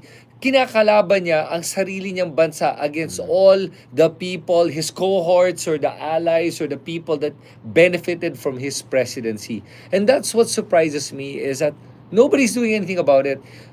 Digong, yes, for me is the worst president ever. We agree on that. Kasi first, the mass murders, number one. Number two, favoring another country as the sitting president. Are you saying treasonous? Hell yeah. Hell yeah. You're the So I just president. have to spell it out. Yeah, you're the president of the Yeah. Philippines and you allow a Chinese Navy ship to dock in Davao. And then you allowed Chinese military jets to dock in Davao and they were docking with empty Yeah. these are empty vessels walang laman. And what was inside those Yeah. things? What were you putting or pulling out of that? And he wouldn't even tell anyone. Stem cell daw, stem cell. Tapos Stem tapos cell the treatment. and plus the fake war on drugs. That's the Yeah, worst that's part the of it. worst. That's- You know, the human rights violations. Now I'm gonna add lang I know that mga DDS, yung mga natitirang konting DDS that are still saying na, pero tignan mo, kagaya sabi ni Bongo, yung katahimikan na na-enjoy nating mga Pilipino dahil sa ginawa ni Duterte. So inaamin mo nga may ginawa si Duterte, number one. Number two, yung usapan na nagkaroon ng peace and order, even Goma said it, diba? There's peace and order. Okay. Sabi ni Richard Gomez. Sure. Let's look at statistics, okay? We all agree that we all want peace and order. We want less crime, right? But less crime without the abuses by the PNP, without the abuses of government, without the corruption, without mga dayuhan actually invading our country. Without all of that, that's what I want. Unfortunately, the one in power took advantage of this war on drugs to be able to propel himself and all his the people around him to riches and to steal from the government. Now, nanahimik ang Pilipinas, diba? Sabi nila during the time of Duterte. Guess what? Crime numbers are actually down in the time of Marcos by 60 or 70%. The crime volume went down from 190,000. BBM. No, I'm just kidding. saying, I'm kidding. it really is. From Hindi, 100 cool pulse yun eh. Parang- Every time ka, BBM. 190,000 You saw what I Na- did. BBM. the volume, it went down to Lawag tayo, 73,000. So, shout out, Secretary Abalos. Yeah. Exactly. Mandaluyong, here we come. Mandaluyong represent. That Mukhang, number fire shot. that number really impressed me. And then that's when you can see. Kalaban ng kriminal, pero yung kalaban at kriminal lang nakikita. Pero tingnan mo to Abalos did it without having to kill people. Yes, exactly. The same Without- sa amin, Baguio, Magalong. Shout out. Magalong, exactly. Yeah, You didn't have to No, walang yung JK sa amin. kill people, but people were not being killed by the police and you still got peace and order. Exactly. And people weren't afraid. That's the problem Pasig rin, Pasig rin. Oh, Pasig. I wanted to say, alam na Mark, saan mo, meron kaming mga background information. I won't mention other cities because, I got weird information here and there. Mark, kasi one is, for me, just in my journalistic fairness, let the evidence and all come out before I make that final judgment, although I already implied that all the time, di ba? No, medyo mahirap. But the other thing is, pabaksak din yung popularity ng Duterte, di ba? Kulelat sila, walang tumakbo sa Senate. Si Baste, na-demote pa sa vice mayor na lang. Si Polong, medyo alanganin siguro kay Mix Nograles. Digong, well, he's gonna win it most likely, but... You think? But I don't know. What I'm hearing. But is he gonna finish his term? You know what I'm Yeah, saying? exactly. You know what I'm saying? He doesn't look good. I mean, I don't know, man. So even if Cardinal Guys loses this round, if he keeps it close, and then basta yung next round, good luck sa inyo. Yeah, and isn't it true though? I think that is the rumor going around that the only reason Digong is running is because they knew that Baste was not liked by any of the councilors or any of the people around him. And they're all saying that he's really a bad mayor. So when they found out through the grapevine that Nograles was gonna run, then Digong said, ako na lang. Pero my God, if you listen to Digong's reasons on why he's running, it's ridiculous. I'm actually going to do a video Digong about and it. reasons, I mean, the same sentence. I'm not sure, my friend. Yeah, exactly. Okay, so, Yeah. pero ito lang masasabi ko, with Digong running, honestly, there was a good comment that was made on one of my videos, the one I did about Nograles and Duterte. Sabi nila, alam mo, we really believe that Duterte is running because of his lust for blood. Because when you've been a mass murderer for the last 36 years of your life, actually he's been killing even while he was in college. He admitted killing a fellow law may binaril student. siya. Oh. Yeah, so he's already had that lust for blood and he got away with it back then. And he got away with it on the 30 years as mayor. Can you imagine somebody who's nasa DNA mo na yan, hinahanap mo yung pagpatay ng tao. Warfare. That's your dopamine fix. That is a megalomaniac to the level of Hitler, to the level of Napoleon Bonaparte. Psychopath that loves the power and this grand illusion of grandeur that he is God. He calls himself Superman. Okay, he wants people to He call him. insulted the Lord. I mean, this guy is He like, thinks he's God, so he's above the law. So in this sense, well, he was best friend of son of. there you go, the son of God. So yeah. I mean, like, Sure. So I don't know what dynamic they got, but so it's like Lord, they're Trinity. I don't know, man. It's So- crazy stuff. So you're saying, no question, he's worst by far, even if as we were critical about all the kapalpakan. Kasi ako naman, kung katamaran ng usapan, yes, close fight, Digong, Erap. Kung corruption scandals, Arroyo, Duterte. If, EJK, Senior Duterte. You know what I'm saying? Like, Yeah. foreign policy, he's like way ahead of everyone else. Yon, exactly. So if you look at it on several categories, talagang panalo si Digong sa pagiging worst president. I'm willing to go up to Aguinaldo and make still that argument. Oh, wow. Okay, yeah. I'm willing to go like First Republic. Kahit yung mga under Japan, no, Kahit isama po si Laurel lahat, I'm willing to argue that the collaboration with Japan saved more lives, I mean, I'm talking about Laurel, than this guy collaborating with China and dami namatay sa I'm just saying, like, even if we play the historian card, I'm willing to stand by that ground. Shout out kay Ambet Ocampo and our friends, the historians. Go ahead, but yeah, I mean, that's crazy. But what are we learning in the Quadcom that could be politically explosive? Mark, sa tingin mo, I mean, we discussed this a little bit in RRM, but since last week our conversation, you think the Garma thing, the Kervin Espinosa thing, the Espanido thing, I'll go back to Mr. Hearing an analyst here kasi ito talaga, how explosive do you think na ex-lover of the president potentially serving as a chief witness for the whole, ito na yung totoong Matrix talaga, yung Matrix na totoo, hindi yung kay Jollibee at saka kay Gretchen O at saka si Edu Manzana. At saka si Hidlin Diaz. Pati sa lahat, Jollibee. Lahat sinali na. Nainggit ako, di ako nilagay doon nun eh. So, ito na yung totoong Matrix, meron na tayong idea. So, what do you think about that? Ayan, kasi kumbaga, the people on the top nung panahon na yun are starting to feel the pressure na eh. Kumbaga, the building up is from the ICC and dun sa Quadcom and dun sa lahat ng... So, ako I'm really interested to see what else we would find out dun sa mga pangyayari. Kasi we all heard about it. It was an open secret nga dun sa mga police and sa mga ano. Pero yung level o yung degree nung how they were doing it and kung paano nila and how much and kung sino yung who was carrying it out, who was...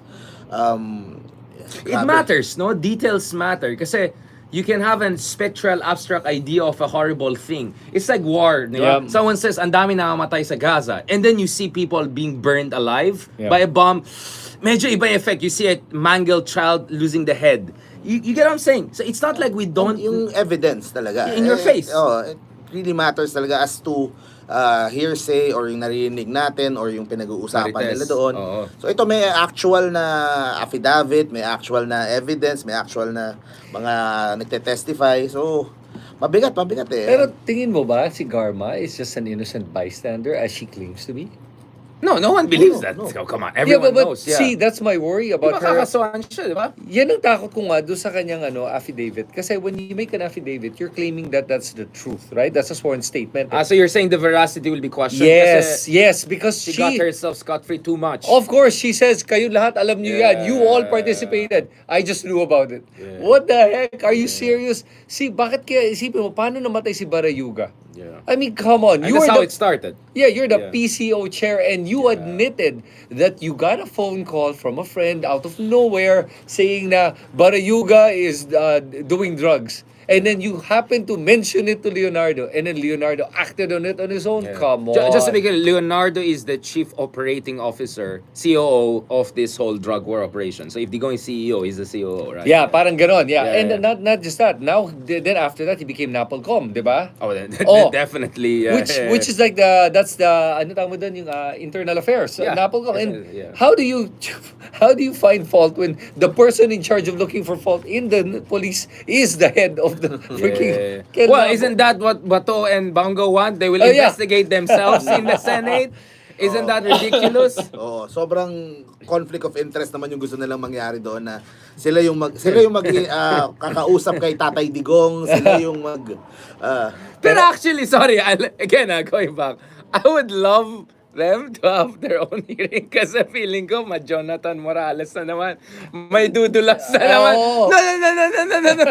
Kasi si Digong, ewan kay Bato na inutos ko, hindi na ginawa yung pinatay lang niya No, gaganon siya. I'm sure that, actually I want it to happen para lang pagtawanan natin. No, I'll tell you, I have this theory on Duterte sa mental capacity. Acuity, yeah. Yeah, and honestly, Dudulas yan. hindi madudulas. He will admit it. I think Duterte will incriminate himself not because he wants to, but because he can't help himself. Yeah. Oo, yung ayaw niya kasi na kine-question siya. He hates it. He hates it when media questions him. That's why whenever media says to him, "Are you going to do this?" Hell, you know I'm gonna do it. Papatayin ko talaga. So between his ego and his political he'll choose his ego. Versus political Doesn't make survival. sense. Psychopath. Yes, psychopath. If he's a psychopath, psychopaths don't care. Psychopaths want to admit they committed a crime. They want you to try to catch them. They'll boast it pa. Yeah, the Ted Bundys, they do that. They're trying for you to catch them and see if you can. Yeah. Kaya nga nung Ted Bundy sa classic case of a psychopath, he really said na, yeah, I did it. Tapos try to So tama ako na ituloy na yan. Kasi ituloy talaga. Kasi Whether from it's what I Quadcom or saw. Senate. Ito problema ko pag tinuloy sa Senate. Who will stand up to Digong? No. Risa will. Risa will. Risa lang, no? Si Risa lang. Speaking of Risa, di ba? So, siguro kaya niya yan. dalawa kami ni Risa doon. Yun. Magka-quadcom kami doon sa Senado. Di kasi yung mga senador parang ang soft eh. Kung ikukumpara mo sa, di ba? Kung ikukumpara mo sa nangyari sa Congress. No, but in fairness to Riza, so she tried to immediately checkmate this because I think everyone cried foul about, like, wait, yung ininvestiga, mag-investigation. Oh, galing nung ginawa niya. So immediately she said, wait, bakit si Bato ang mag-overseeing hearing? Let the Senate President do it. Yeah. So siguro habang nag-ayos ng eyebrows or Paris Fashion Week, yayan niya na because I don't think Cheese will, in fairness kay Cheese, he's a smart guy and I think he's smart enough to realize he cannot look pro-Digong or shielding them.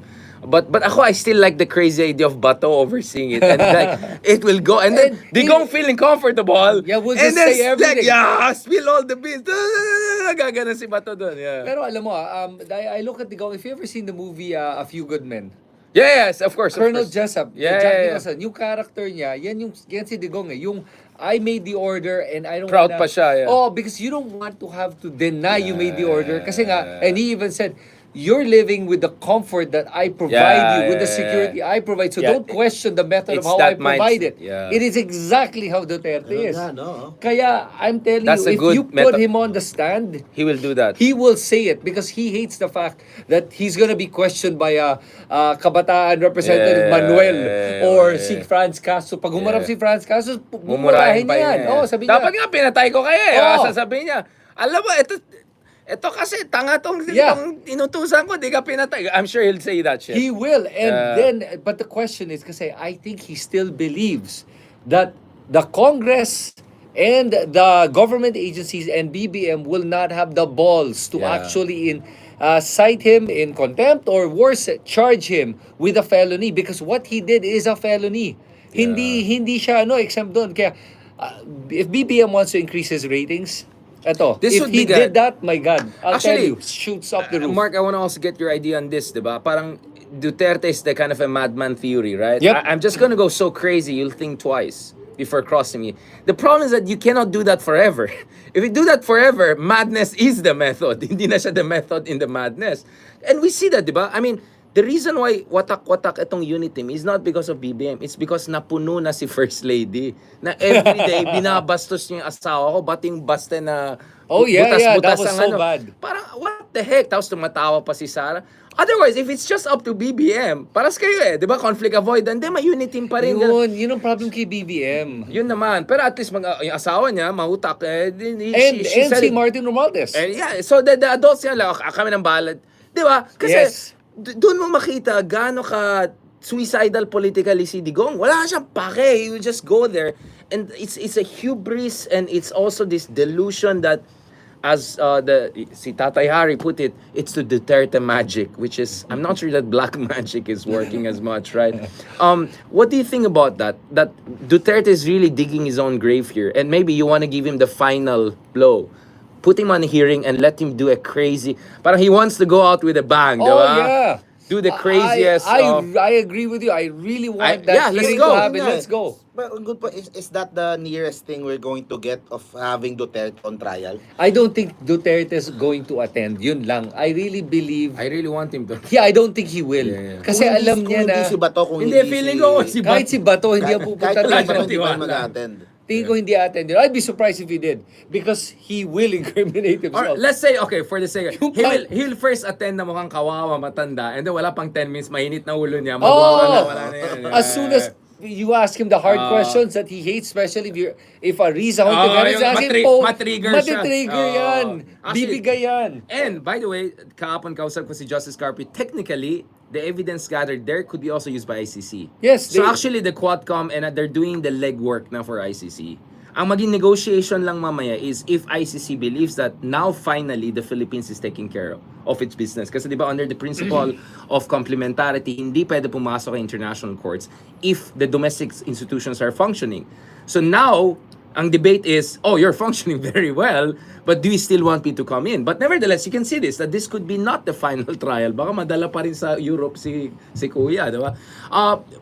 But this is interesting. Now, let's talk about Davao politics, no? Kasi the Nograleses are pretty smart people. I don't think they will run for office if they think they're completely Right. hopeless. And if they don't think a lot of support is not coming in, because Yeah. they're essentially the admin's bet right now. Di ba? Sabi ni Ronald, di ba, dadagsan sila ng grasya sa elections Oo, na yan. babaha talaga dyan. Yeah, babaha ng grasya.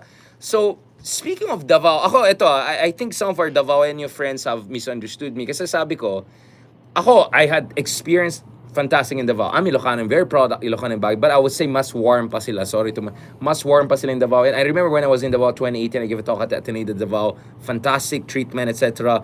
And then even sa airport, yung iba, if they recognize you, parang syempre, takot ako. Baka hindi, actually, parang they're willing to, parang sport sila, na even if criticize mo si Digong, I mean, and then the funniest experience I had in Davao was people in Davao asking me what I think about Duterte.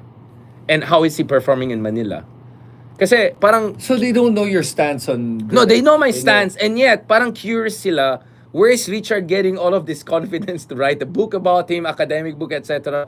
So they were genuinely curious. I mean, I had a talk at Ateneo de Davao, for instance, also there, and there were like all chair departments there, and each of them were asking me questions about Duterte. How do you analyze him at the national, international level? Because I would compare him to Bolsonaro, Trump, what is there, what is not Right. there. So parang my point is, it's only in comparison that you know what the person is. Kasi if you only know Davao and Duterte, you really don't know Duterte. Yes. It's only when you compare. So I brought that comparative perspective.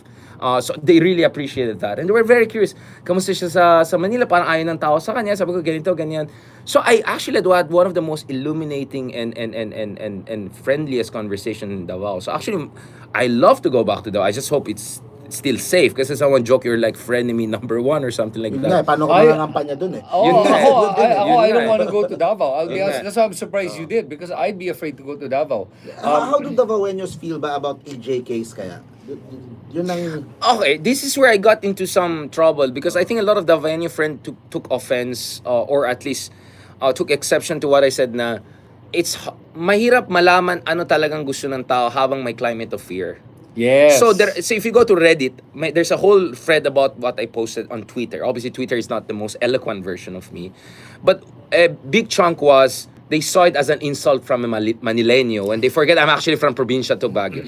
But there were other people who actually said their own life story. Yung dad daw niya, manager, may sinabi lang about Duterte, one day may kumatok, oy, gusto mong tumahimik, ganon. Yung iba nag-migrate na lang out of Davao. So actually, may mga nagsasalita na rin doon. So it just confirms the climate of fear I was talking about. Now, you don't need to invite Trillanes to tell you about the death squads. You don't need to read Patricia Evangelista's book to know about the operations there.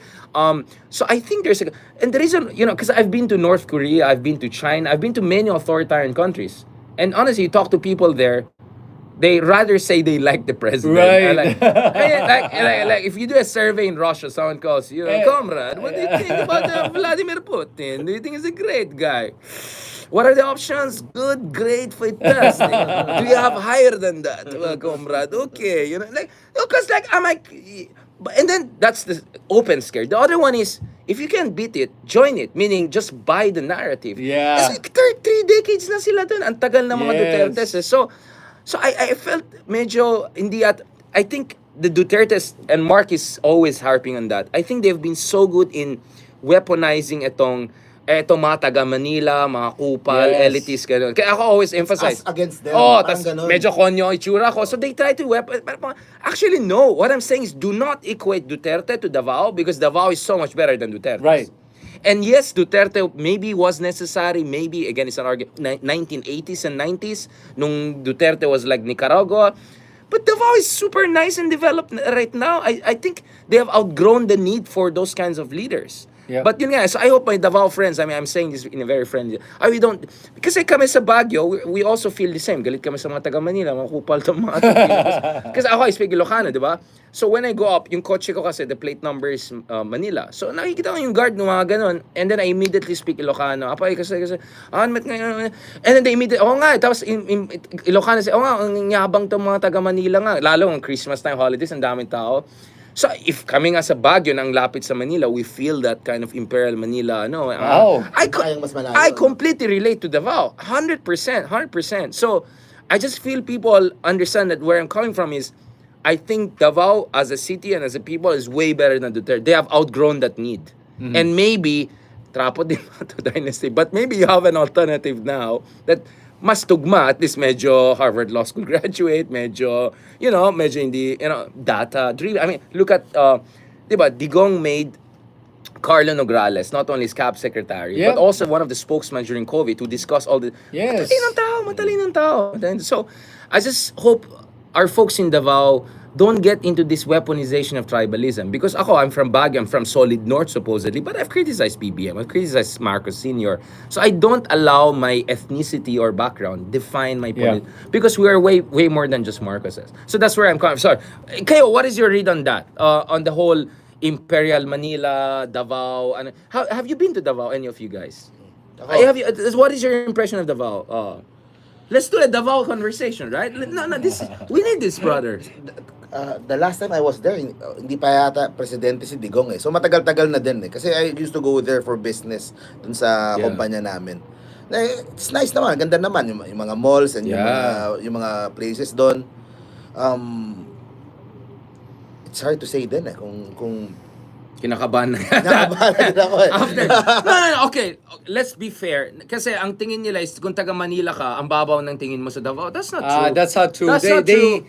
The Duterte's created that narrative. Oh, it's That's not not like even that. true. Yeah, it's not like that. So, kasi alam mo, politicians, a populist president, or a populist leader will always look for an enemy that we us can, versus them. Right. It's always that case. Palagi, ang that's that style. Ang nakakatawa, ang daming mga tao na nauuto pa rin dito. Hindi nila alam na tactic yun. Yung, us against the communists, us against the drug addicts, or us against, yun na nga, mga taga-Imperial Manila.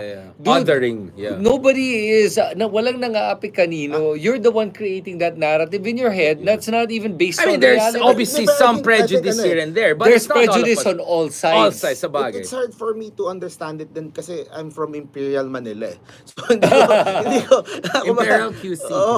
So, pero like for example, 'di ba sa Cebu, 'di ba?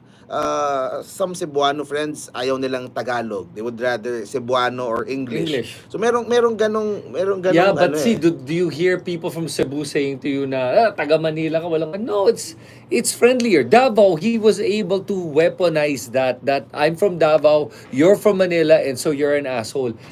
Cebu and Manila, I don't see that kind of tension as much as they created with only the people that support Duterte. Ako, taga Baguio, my lola was there, God bless her so much. Everyone is actually ang linis ng Davao, maayos ng Davao. What I saw in Davao just confirmed everything I was told about it while I was critical of Digong's national policies, etc. In fact, there was a part of me, again, this is out of respect, is that I don't know about 80s and 90s what you needed, but obviously I still disagree with the method, but Ako kasi, isa sa pinaka nakakainis sa akin is, nung naging presidente si Digong, biglang nagkakaroon ng EJK sa Baguio. In fact, may isang kilala ng pinsan ko na binaril sa gitna ng Session Road. Dude, like that's like it's like Times Square instead. Well, Times Square actually has a lot of crime. Think about a square in or a main thoroughfare in a city na sobrang peaceful. And the next thing, bigla may... So parang, bakit nyo dinadala yung sa inyo sa amin? Parang, na-impose nyo sa amin. Doon ako nainis eh. Nawala lang yun nung naging si Magalong ng mayor. Kasi he's police. Like, no, I'll do it my way. He has the authority. Pero to be honest, before that, may mga EJK sa Baguio na naiinis ako na, this is the Davao model. Don't impose it on us. So I felt offended as a Baguio boy that you're imposing it on the rest of us when hindi naman kailangan ng EJK sa Baguio. In fact, hindi kailangan to begin with. But I just felt that was Imperial Davao imposing on us in Baguio. Yeah, that's one way it got personal to me. Like, barilan sa gitna ng Baguio? Like, I never seen guns in Baguio. Like, that's crazy. Kahit suntukan lang, minsan-minsan lang kami. That's why I was asking kanina kung how the Davaoenos kaya feel about EJK. Kasi isang important din that we need to But can they be really honest to us? Like, unless it's off the record and all. Kasi on the record, I don't know. I connect this bro. dun sa question ko sa buong bansa eh. Kasi there's a large segment din ng population natin who knows about EJK. Alam nila na walang due process, walang talagang may summary execution lang. But they were still all right with it. Yes. Because they had given up on this system. Oo. So, the term for that is penal populism. Yung idea na is, I'm the dirty Harry, right? Essentially, wala eh. The sheriff is corrupt. The system, I just have to shoot down the criminals. So, I think, understandable yung mindset na yan pag anarchic yung situation. I don't know, failed state, Somalia, I don't know, whatever. Pero napakasensado naman ng Davao ngayon at hindi naman ganun kagrabe yung buong Pilipinas.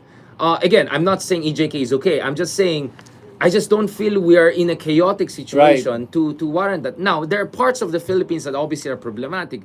But I still don't see a justification for that kasi just too many people got killed na dapat hindi pinatay. I mean, actually, none of them should have been killed kaya nga due process. And my point is, how are you gonna make our system more accountable? Parang, paano mo i-solve yung problema kung yung solution mo is even worse? Diba? You might kill the patient with the bad medicine. Sa akin, how do you convince these people na mali yan eh? Kasi para sa kanila, hindi, parang Cancel justified culture, Justified yung... So, yun ang I'm having a hard time kung how to explain to someone na... Kasi I see them all the time eh. Yung mga fans ni Duterte, ganun eh. Alam mo, nakakatawa. They actually admit that Duterte kills people. At proud ba sila? And proud pa sila. That's the weird thing eh. When this whole thing started in 2016, first they were in denial. They would say na hindi si Duterte pumapatay. It's the drug lords fighting each other kasi natatakot sila, mahuhuli sila. Pero walang ginawa si Duterte dyan. Now, it's just outright, hindi, tama. Si Duterte pumapatay, tama yan. And ituloy pa niya yan. Gusto pa namin ng maraming patayan. I was surprised to see some people in Davao commenting on my vlog saying na, gusto namin si Digong, gusto namin matuloy ang patayan. What the heck is wrong with you? Think about what I you're heard saying. something worse, bro. By the way, shout out to Davao, number 4 urban centers where my audience comes from. I don't know why. Oh, wow. Yeah, like nakita ko, like, they're my 4th largest audience. Okay, of all cities on Earth. let me ask you something. More than Baguio. Are you getting bashed? Not as much as before. I'm surprised. What's going on? So what I'm saying is, how big is the Davao in terms of percentage, how big is Davao? I think it's big enough. It's 12%, 15%. 12-15%. I get 1 million comments, so like it should be thousands, right? Okay, so you're talking about 12% and you're not getting the bashing, then that means there's a lot of people in Davao that I believe that agree and do not want Duterte in power. And even if you see it now, tingin ko talaga, nare-realize sila na, noon tagal na rin si Digong at kung 30 years nga siyang mayor, tapos hindi pa tapos tong drug war niya, wow, papatayin na niya tayong lahat kasi sino pa papatayin niya kung hanggang ngayon hindi pa napapatay Ako, I've heard even crazier ones, I'm sure.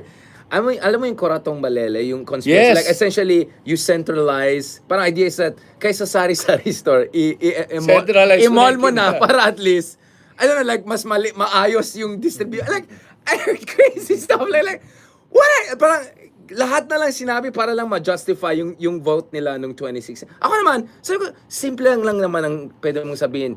I was frustrated, I was angry, I won't dispute that. Like, pumalpak talaga yung mga liberals, reformists, but wag mo nang pilitin. Yeah, medyo yeah. mali No, din don't ginawa. double down. Double down, yun ang problem. But that's the problem, di ba? I can do that in person one-on-one kasi, I mean, in fairness, mabait ako in person, right? And maybe you don't agree. Pero online kasi hindi. Talagang bashing yun eh. So I feel a lot of times people are defensive kasi sobrang abrasive online. Especially yung bang woke natin kaibigan. Talagang they cancel the whole city. Like, wag kayo pumuntang Yeah. Davao, gano'n. They say, wait, Ilocano, solid north, gano'n. Like, my family, a lot of them voted for Marcos, not my mom and dad. But I didn't cancel them. I still love them. I disagree with them. I have family members family relatives who vote for Trump. Doesn't mean like you know what I'm saying? I disagree with. So I think compassion, understanding, empathy is Yeah. important. But at the same time, it's also important to nudge them finding the right. At least I have some of my pinsan who openly say, "Oo nga, tama ka. Ibang klase talaga si Digong eh." Pero Marcos pa rin tayo. Sabi ko eh. Okay na sana eh. Tatanong ko about Davao kasi syempre pinag-uusapan natin how they feel about the Duterte. Pero hindi kaya in the end itong sa Davao will be about pera-pera lang. Hindi kaya doon din yung bagsak din. That's the Carpio argument. Oo. That's the Carpio. You think that Argument ni Justice, Everywhere in the Philippines. Argument ni Justice Carpio is the biggest ace card of Duterte's is their confidential fund. And look at well, Trotsky's true. pera. Nakatago lahat. Pare, money convinces many mindsets. Yeah. Like, I think kailangan natin kasi bigla may Louis Vuitton dito. Pero how much of their resources kaya will be placed dito to defend home court dito sa 2025? Tsaka saan sila kuha ng pera? Hindi, syempre yung No, yung legit. okay. Kasi wala nang confidential fund. Wala nang development fund. I wonder where they get their money. the city confidential fund is kaya huge. kaya nga if you have Tinatanggal na, hindi pa rin. No, it's still there, 500 million yun. No. if you have saved money or how much of that will you have to use? Yun nga eh. Para Yung war chest. Yung war chest Yeah. baka hindi yan, 'di ba? We discuss kung ganito ba yung baka nang pera-pera lang to sa dulo. No, I think hindi lang. Pataas. Hindi lang, but big factor. Big 40%. factor, I would say. I will be the 40%. I will be the one to say na I have hope and I believe in the people in Davao na hindi nila papayagan mabenta yung boto nila Sana. para lang Oo. sa 5,000 pesos. Ano ba population ng Davao ngayon? 1.8 Depends. The greater Oh. Davao is malaki, bro. Davao, Million yan, Davao oh. City. Davao City lang naman tatakbo ni Duterte. Davao City is Few 1 100,000. No, 1 point- Is 1 million na? Isn't it Davao City? You're right. It's million na. Sabi ko, million na. oh, million na. 1.9 Sorry. million. Oh, and now Paano kung merong ang vote buying sa Davao pero the Dutertes will lose naman? oh, kasi kahit naman may vote. Alam mo bakit? The good kind of meron bang good kind of vote buying? Well, I will tell you what. In some part of Ilocos, I won't say where, sabi nung mga kaibigan ko on the ground in Ilocos, this back in the day, nagkaroon ng second round of vote buying. Hindi na makahabol yung Oh my isa. God. Nagtapatan and then, wow. knock out. So, kaya you are not hearing about a certain family from that region Well, anymore. Well, wait, the Nograles is backed up by BBM? Okay, let's just because I namin Okay. Okay, so if he was, then BBM has the machinery and the budget as well. Yeah. Oh, ganun din. Budget. Yeah, yun nga eh. Baka magka-cancel out yung vote buying. And when you do vote buying naman, isn't it a fact that they can't see what you're voting naman? Is there a way to be able to... There is daw. There is. There are some studies, I'll tell you what. There are a couple of different ways daw. One is, dapat maggaganong ka daw ng konti. So may tao doon sa loob na magvo-vote ka. Di ba, kunyari that igaganon mo ng konti so they have to see. So there's a watcher daw. Oh. Second, if kunyari binera ang isang barangay. They monitor And per then barangay. biglang hindi nagkaroon ng ROI, yari yung barangay. Buong barangay. Collective punishment. So what happens is that they have capos inside who spy on those. Kunyari, ikaw, taga barangay A ka, tapos nagpo-post ka ng anti-mayor, na ibabantay sa'yo. So ano talaga pare? Collective punishment. So it's not just vote buying. Actually, it's vote intimidation. And yun ang hindi dinidiscuss ng ating mga kaibigan ng Pink. Puro na lang disinformation. Pare, mas malaking Sa factor ground, ang oh. intimidation lalo dun sa probinsya. Pare, yayariin mo yung barangay mo. Yeah, Or yung... This is happening in all provinces. Walang When you say yayariin, what are you referring to? Oh, there could be all Violence, forms of death? different... Yeah, there could be... Or they could cut off budget development to that area. Hindi maayos yung... matatanggal sa trabaho. There's a whole, bro. There's a whole suspended. menu of Oh punishment. my God. Singapore is also like that, allegedly. If certain areas don't vote for that, kunyari opposition, biglang delayed na yung mga train. Of course, Singapore is soft authoritarian. But in some places, let's say in Mindanao or some poorer areas of the country, yaya rin daw. There are academic studies on that, na meron silang talagang watchers, may kapos sila, online, offline, even sa loob ng barangay. And I'll tell you what, even if all of this is not true, the myth of that is strong enough also. Baka madulas tayo, pare. At saka, isa lang naman ang vote mo eh. Kung magpasaway ka, yayarin ka, di naman ibang, di ba? It's so easy to be cynical. Yep. Bakit ka magmamaganda? Takot nga lahat. Kaya sabi ko, yun ang dapat discuss natin eh. In fairness to Leni, sorry about the last. In fairness to Leni, she tried to kind of solve the problem by saying, kunin mo yung pera, pero wag mong botohin. Pero nga, it doesn't take in consideration intimidation factor. And second, well, it's illegal. Let me say. So you have to strengthen COMELEC talaga. Yung COMELEC talaga, dapat may tao doon. Walang na-arresto ni isa eh. Nobody, ever. Pero, unless ayaw ng admin, 'di ba? Biglang after 2 years, biglang may election challenge yung kunyari. Yung sa 'di ba, sa Cagayan, biglang may issue. Ganun lang naman eh. Very selective. I think kung may 10 malalaking tao LGO mahuli, magkakaroon ng counter fear factor. No one talks about it, right? COMELEC is so weak. It doesn't know how much you're spending. Yung online expenditures. And even if they do, they don't do anything about it. They cannot do anything. Wala silang manpower, wala silang muscle. Wala silang muscle. So daming nagsabi sa akin, theory lang yung sinasabi niyo na anonymous. Actually, dun sa bar, ipapaganon ka daw. Titingin yan, go. Titingin yan, go. Ganon. Tapos kung hindi bumalik yung ROI, yari kang collective punishment yan. I'd want to hear from the people, if there are people watching from Davao, like, what, ano ba talaga, guys? Please, Please tell us. I would love to hear from you guys. Because ako, honestly, whether you support Duterte or not, and you're from Davao or not, ako, what we do here, criticizing and everything is for everyone, including you. So, alam ko that you disagree with us in maybe your love for Duterte, but remember, more important than your love for your politician is your love for country. And also for the city, right? I mean, you want in your good case, your leaders. city, Hindi, paano ang problema kasi, they feel na kung si Duterte yung nakaupo or presidente, uulan ng grasya dito sa city namin. So may ganong... Na-agree naman ako kasi ganun din sa Ilocos, di ba? Kasi nung Marcos is, ang daming developments ng kasi purang Ilocos back in the day eh. But now we have the best infrastructure because 20 years we had the president. So I understand yung hindi lang tribalism but yung alam mo na practicality and all. Pero ako naman syempre gusto mo yung first Mindanao president mo, good reputation. Para sana we have more Mindanao president. I want ang daming matalino from Mindanao. I mean Justice Carpio is from Mindanao, right? I mean ang daming kilala ng mga magagaling na Mindanao, Moro brothers, Christian brothers among others. So yun lang, sana hindi lang ma-equate ang buong Mindanao kay Duterte. And the fact na si Duterte unilaterally says, hiwalay ng Mindanao. So I interviewed Zia Adyong, congressman, like, he doesn't speak for all of us. Pero sino ba siya, diba, essentially, diba? So I just feel that's too pretentious. Papasok si Pacquiao. Napasok si Jensen joins the chat room. Jensen joins the chat room. Exactly. So I think, to be honest, I understand again, I keep on saying some, because obviously it's not. Some of our Davao friends keep on saying Imperial Manila, but there are people in Mindanao who tell me there's Imperial Davao. That sometimes Davao tries to impose. Yes. On the whole Mindanao. You don't speak for all of us. I mean, there's all these other cities. There's, I don't know, Basilan, there's, you know what I'm saying? Zamboanga is a big city, right? So why are you equating Duterte with entire Mindanao? I understand 2016, first, but hanggang ngayon, yung pa rin ang rhetoric nyo, di ba? So, someone has to rise siguro from to change the narrative. Doon papasok na kasi babalik na naman yung train sa Mindanao, yung mga projects sa Mindanao. Bigyan talaga ng Binalik niya bigyan talaga ng attention. Right there. So last, last time over? Kailangan ng Kailangan ng... Okay. Sige. Hindi, okay lang. Sige lang. Hi guys! Hi! Ano yung kay Sara Duterte? Hi guys! Sorry, medyo. Ano yung mga Basta comments. Ano may banter. Okay pa naman yung comments. Ano mga sinasabi? Mark Gamboa for Senator, let's go! Yo! Yan! Let's go! That's it, para sa bayan. Well and good for ICC. Yan, puya ka siya. Okay, we're back to the universe. Ayan, okay. Let's go to the last part of our discussion. I think we have still 15 minutes or so, no? Kasi medyo mahal ang rent dito.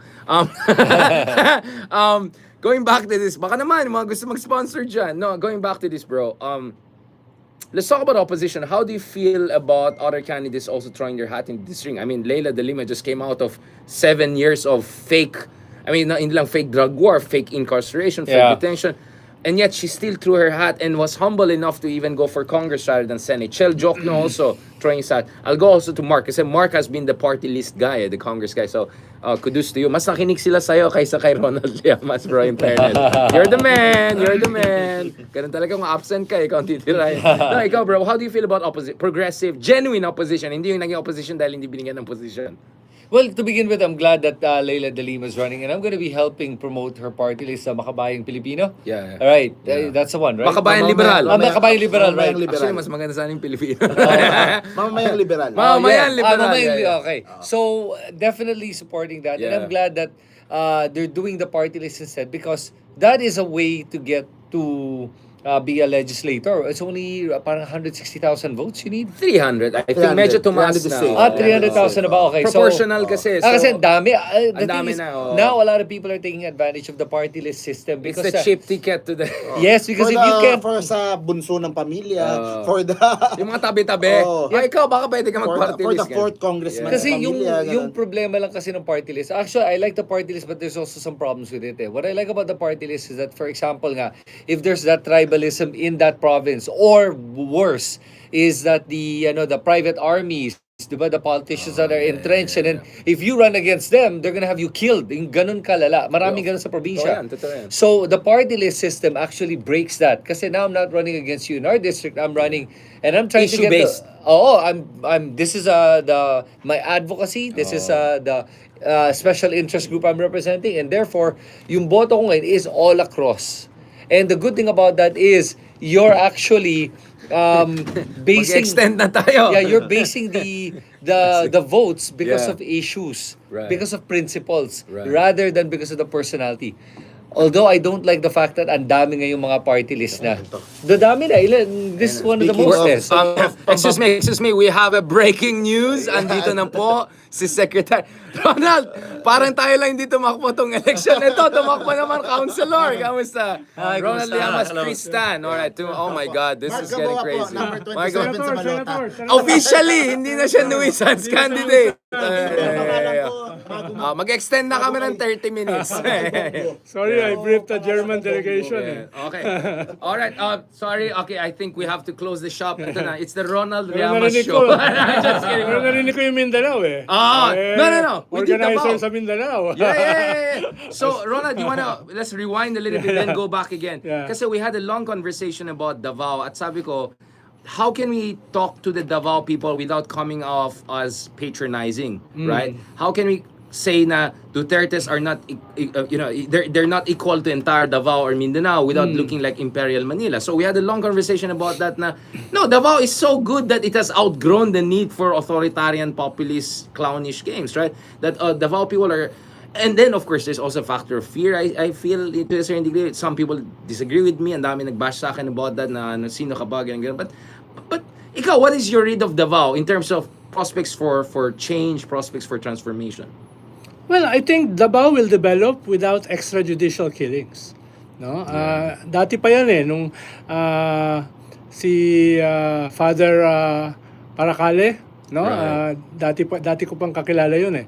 No, at siya yung nag-document nung almost 2,000 killings extrajudicially sa Davao. Unfortunately, namatay siya this year, no? At 67, no? right. Pero ang tapang niyan, no? Talagang nilista niya. Siya yung kumausap doon sa mga pamilya, inisa-isa niya. Ang tingin ko, Davao has the wherewithal na mag-develop, na magpatuloy na mag-develop, no? It's the biggest city, I think, in the Philippines. Eh. Yes, The Greater Davao. Greater Davao. Sorry about So, tingin ko yung resources, yung skill set ng mga tao, nandyan para mag-develop. At usually, ang image ng Davao ay nag-develop ito, yun yung wrong conception. Nag-develop ito because of the peace and order, because of the Davao death squads, etc. I totally disagree with that. Yeah. Tingin ko It's the economics. It's the economics, yeah. Tingin ko ang laki ng possibility ng Davao, no? Even without yung notoriety ng DDS. Gusto ko tanong po, how about the people doon sa Davao? What do they, ilang percent sa kanila are truly Well, syempre, the Dutertes? Ilan yung out well, of years? syempre, kung nagkaroon ka ng 30 years. for the first time, nagkaroon ka ng Mindanao na presidente, it's not only Davao, no? It's the whole of Mindanao. Dahil talaga namang napabayaan ang Mindanao for a long time. I've been organizing in Mindanao for the large part of my youth, no? Sa General Santos, mga urban poor, sa Sarangani, sa South Cotabato, mga magsasaka, sa Basilan, no? Matagal ako diyan, nag-organize ako ng rubber cooperative, sa Cotabato, mga Iranon, sa Sulu, tumulong kami kay Nurmiswari do sa kanyang ARMM nung first. So, I've been around no, ang problema talaga nung Mindanao ay napabayaan sila in terms of services, investments, training ng Manila, no? Kaya Pero Ronald, our point is kasi na weaponize itong legitimate grievance against Imperial Manila. So how can we de-weaponize it? Like, how can we talk to our Mindanao friends, and especially in Davao, yung mga Daveño, like, you can do better than Duterte. Halimbawa, nung without sounding off as kupal Manila nung January people. 28, nung rally sa Davao, anong sabi ni Duterte? Magsesesid kami. Yes. Yeah. Meron bang suporta nakuha? Wala. Nagmukhang gago si Bebot Alvarez. Yeah. Diba? Nung sigaw siya ng Now sigaw, you see, no? you see. Pero ang BARM ba sumuporta sa kanila? Hindi. Anong sabi ng mga BARM official? Ang tagal na namin pinaglaban ito. Nung arms struggle. Ngayon nakuha namin, ngayon pa kayo magsesesid. Si Diba? Adyong, di ba? Si Adyong na-interview din, parang hindi ka nga involved. Si Pacquiao sa Southern Jensen, Mindanao. yeah, exactly. Bakit kami magsesesid, no? Ang mga subiri, no? Ang mga barbers, no? Ang mga Zamboanga, mga hataman, etc. Ang mga sa Sulu, sa Kurtan. Right. So, ibig sabihin, wala sila nakuhang support. Yeah. Kung meron sila nakuhang support, pwede pang sabihin, uy, all out pa rin sila kay Digong. Yeah. Wala Inatras. Pero Kaya parang inatras Hindi ba, Ronald, parang yung sabi ng ibang Mindanaoan sa akin, ano, parang mag-Imperial Davao kayo, na parang you're imposing on the rest of us also, the Duterte version of things, di ba? Well, yes, no? Isang possibility 'yon. Pero ako kasi wala ko I don't have the numbers to crunch para sabihin ito out of fear, ito out of historical injustice, ito ay out of culture, ito about political economy. Wala akong ganung numbers Ang sinasabi ko lang, when Digong called for secession, walang sumuporta. No? Right. Paano mo masasabi na yung Mindanao ay all out kay Digong? Yeah. No? Mas mahalagang issue yung historic crime na napabayaan ng Mindanao. Yeah. Na ngayon ay nagsisimula na mapansin. Kaya yung mga iba katulad sa BARM, ba't kami susuporta dyan? Ngayon lang nga kami nakakaranas ng ganitong klaseng pagtrato, pagpapahalaga, development. Ngayon pa kami hihiwalay, ngayon pa kayo babalik sa bundok, no? So, yun yung mga variables So dito. Ronald, how can we have a progressive, non-patronizing conversation with them? Ako, I'm always defensive. I'm not even from Manila. I'm from Baguio, whatever. Kasi parati, if you're not from Mindanao or Davao and you say anything critical, they'll immediately tag you as, kupal to taga Manila. Hindi, So wag how do na- we get around that? Una, wag na tayo masyado magsalita. Ang piliin Mahirap natin. to sa akin, mahirap. Ang piliin natin, no? Mag-create tayo ng mga Heydarian sa Mindanao, sa Davao, sa Jensan, no? Do mga tikaron, maraming tikaron. Magsasurvive. Marami akong kilala. Si Neil Dalena sa Ayun Zamboanga. Di na ako kailangan. Yung mga sa Davao, si Magre-retire na ako. Mike Ibanez, Yung no? pala. Si Ben Sumogoy sa Jensan. Ang dami mas magagaling sa akin yan no? Yan yung dapat magsalita. Let's give them the Genuine voices yan of yung Davao. magsalita, no? Si Carl sa Cagayan de Oro, no? Etc. Ang dami niyan Paano Ayun ko, lang, Ronald, mag-asawa ako ng hindi taga lang, Mindanao? Maging okay, pwede na ako tingin ko walang papatol sa'yo. Tingin ko walang papatol. Mas mataas yung standard dun No? Wow! Imperial Manila. Pang-international. Pang-international. Nagsimula na yung podcast natin. Doon ka Officially. Doon ka na lang maghanap sa Singapore, Now you o see. kaya sa Now you Germany, o kaya sa Greenland, yung Ayan. paborito mo. Doon ka maghanap, no? Iceland ako, ice. Ikaw yung green. path to victory for the Nograleses in 2025 or 2028? Or what is victory short of winning all of the positions? Is Kung there... kalaban nila si Baste at si Pulong, may chance sila. Kung kalaban nila si Digong sa 2025, Yun nga, 2028, may hirapan. Hirapan pa rin. May hirapan sila. Pero dun sa, halimbawa, bakit tumakbo si Digong? Dahil alam niya, may hirapan si Baste. Absentee mayor Yep. No? Absentee mayor. Si Pulong, mas notorious kay Baste yun. Hindi rin mananalo yun. Baka si Sara. pero bibitawan niya as Vice President, no? Right. So, kwan lang yan, Digong or Sara yung may chance, no, na manalo. Ibang usapin pa sa district. Halimbawa, yung pinatakbo nila si Omar, tatalunin ba nun yung mga Yung ban? ano yung- yung yung bata-bata yun, like- Tatalunin ba nun yung mga Garcia? Yeah. Teritoryo nila yan, no? Ngayon, si Migs at saka si Pulong, tingin ko uphill pa rin si Migs, pero may chance. Davao City, different yan. Right. No? Walang tatalo kay Digong dyan for now. Ang tatalo lang kay Digong, impyerno. No? Yun lang, no? Speaking of sorry, we're going back again. Kanina, ang suggestion, kasi Rizon Diverse kanina made the motion na dapat it should be whole of Senate. Kasi hindi naman pwedeng inakusa gawa ng sarili ng investigation. But, I think, at least you agree with me, I want Batu to oversee that and then Digong in his arrogance and complacency really spill all the beans. Yung parang nangyari kay Jonathan Morales, yung talaga off the script. Baka it's better to do it that way para Digong Hindi, will may come. rules yan eh. Hindi pwedeng Self-incrimination. hindi pwedeng mag-organize ng committee hearing during the break moto proprio. Out on of his law. own. Dapat dapat previously yan. continuous. Dapat yung before, right, no. right. Ikalawa, yung delikadesa. Iimbestigahan mo yung sarili mo, Yeah. no? Well, wala naman kasi Kaya nga, delikadesa eh. kaya nga ang Wala. proposal, Obviously, wala. Kaya ang proposal ni Rizal, the whole of the Senate, yeah. no? Pwedeng gawin yan sa November 4. Right. Pero hindi na nila kontrolado yan. Yeah. Duda ako kung gusto nila Bato tsaka ni Bongo yan. Ang gusto nila yung kontrolado nila. Yeah. Na hindi nila pwedeng gawin during the break. May rules dyan eh. No? Ako lang naman ang hindi sumusunod sa rules. Pero yung mga senador susunod dyan. No? Susunod sila sa rules. Pero Kaya, hindi si Jonathan Morales. Hindi siya, hindi, kaya hindi. nakulong. Ready na yung baon niya. So yan yung Ma-contempt siya. So yan yung problema niya. Pero actually ang issue kasi diyan delikadesa. Na wala naman si Bato tsaka si wala Bongo, talaga. no? So, pero tingin mo ba magagawa nila tong committee na to or tong hearing na The to? committee Hindi. of the whole, no? Pwede pero, yun. Oh. Pero they won't agree to the committee of the whole. But even if they don't agree, if they get the majority of the senators to agree, or does it just take the Senate President to be able to say tuloy yan? Walang pakialam dyan ng Senate President. Dapat dyan yung lahat ng mga senador mag-agree, yung committee of the whole.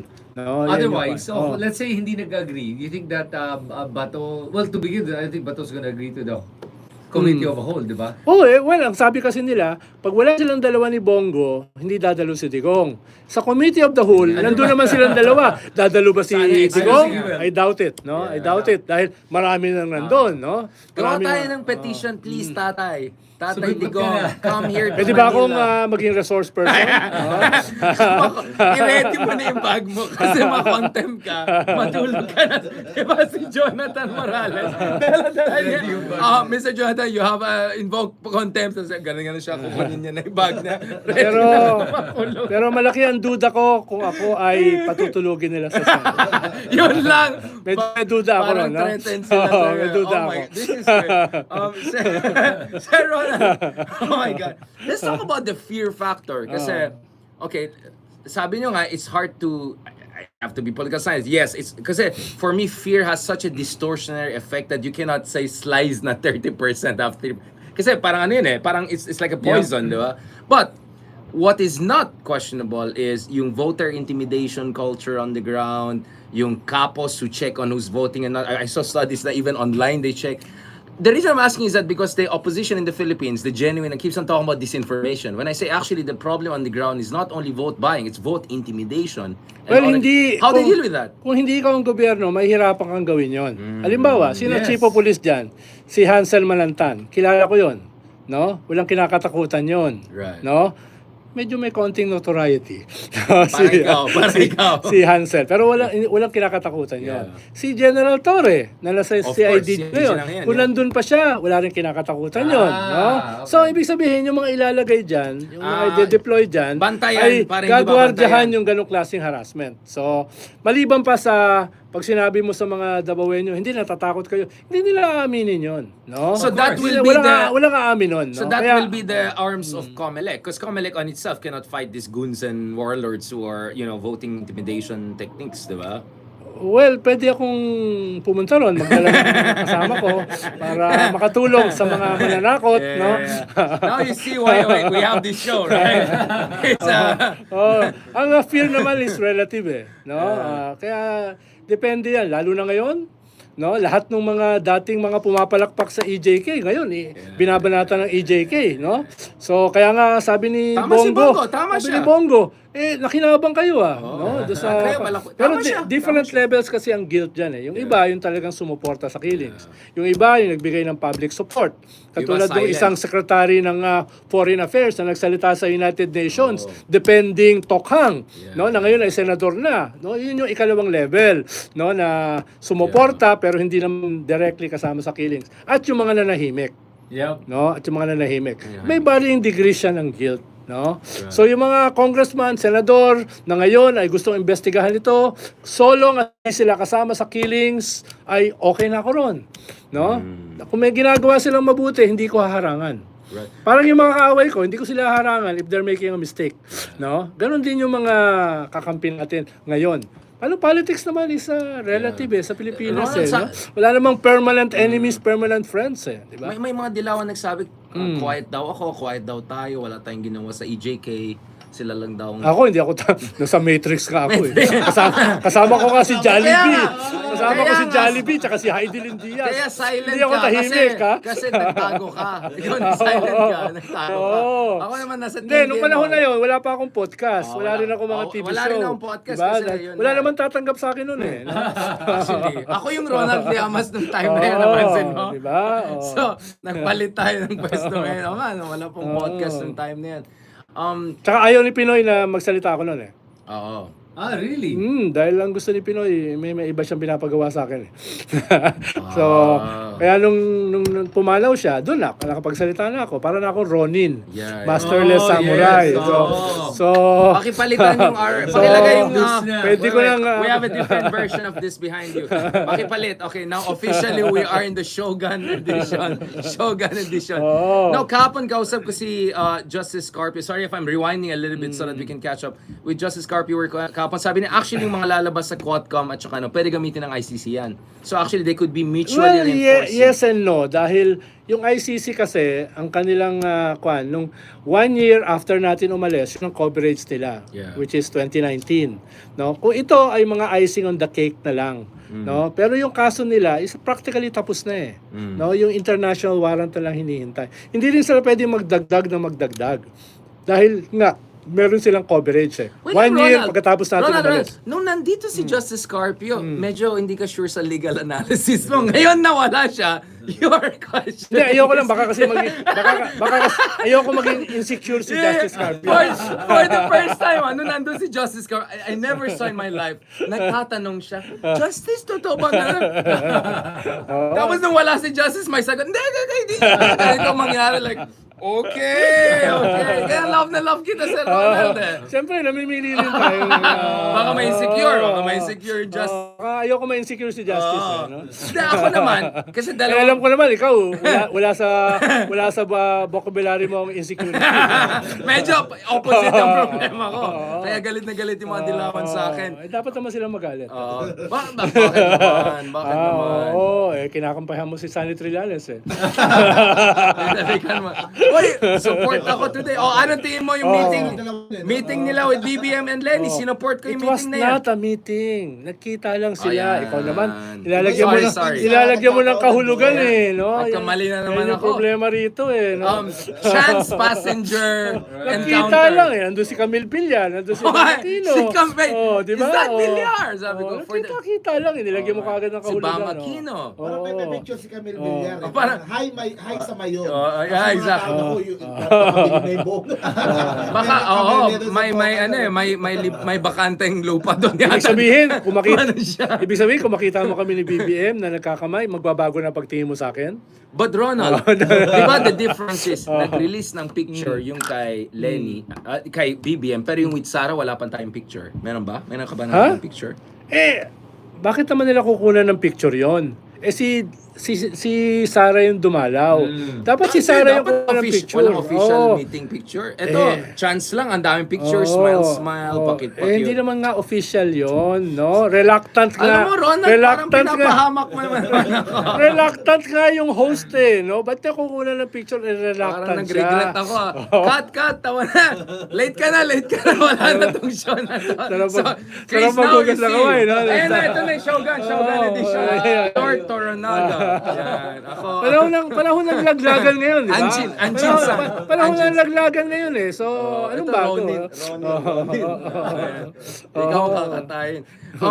Sir Ronald, now let's go back to this, Chris. So you were saying kanina, okay, paki-delete lahat ng sinabi ni Ronald. Kunyari lang, pinakinggan natin siya. Chris, you were saying about opposition, you feel good about Laila and everyone throwing their hat into the ring, even if it's party list and kind of a downgrade from Senate. I don't think it's a downgrade because although they call it the supposedly lower house, it's not. As a matter of fact, I think that the Senate is downgraded compared to the Congress because tignan mo yung caliber ng ating mga senador. Honestly, look at the caliber of our Congress. Ang galing ng Kongreso natin. And nakikita mo yung magagaling doon. I mean, sina Luistro who came out of nowhere. And then you compare to the line of questioning and even the way they prepare for their hearings. I as much as I like Risa, pag pinakinggan mo line of questioning ni Risa and compare mo kahit kina Ace Barbers, kina sina Paduano, sina lawyer din kasi sila, so it's a different kind of Dan approach. Fernandez. Even Dan Fernandez. So even ang crime nila, murdering the English language. yun lang alam mo. Actually, also murdering fashion. Okay, ganito, from someone with the chest hair, you don't do that if you don't have a chest hair. Sorry, Dan. Guess ko si Dan last Monday sa story ko. Really? Sabi ko sa kanya, pati ba naman si Cassandra nilalandi mo? Pati nga yung ni Garma, tinatanong, nahirapan ka ba dahil sa relasyon nyo ni Gong, gano'n? Tapos si Garma, hindi naman po. Like, ginawang Cassandra kung si Garma. Sabi sa akin ni Dan, kabayan. Kabayan kami. Sa munisipyo ko yung Laguna.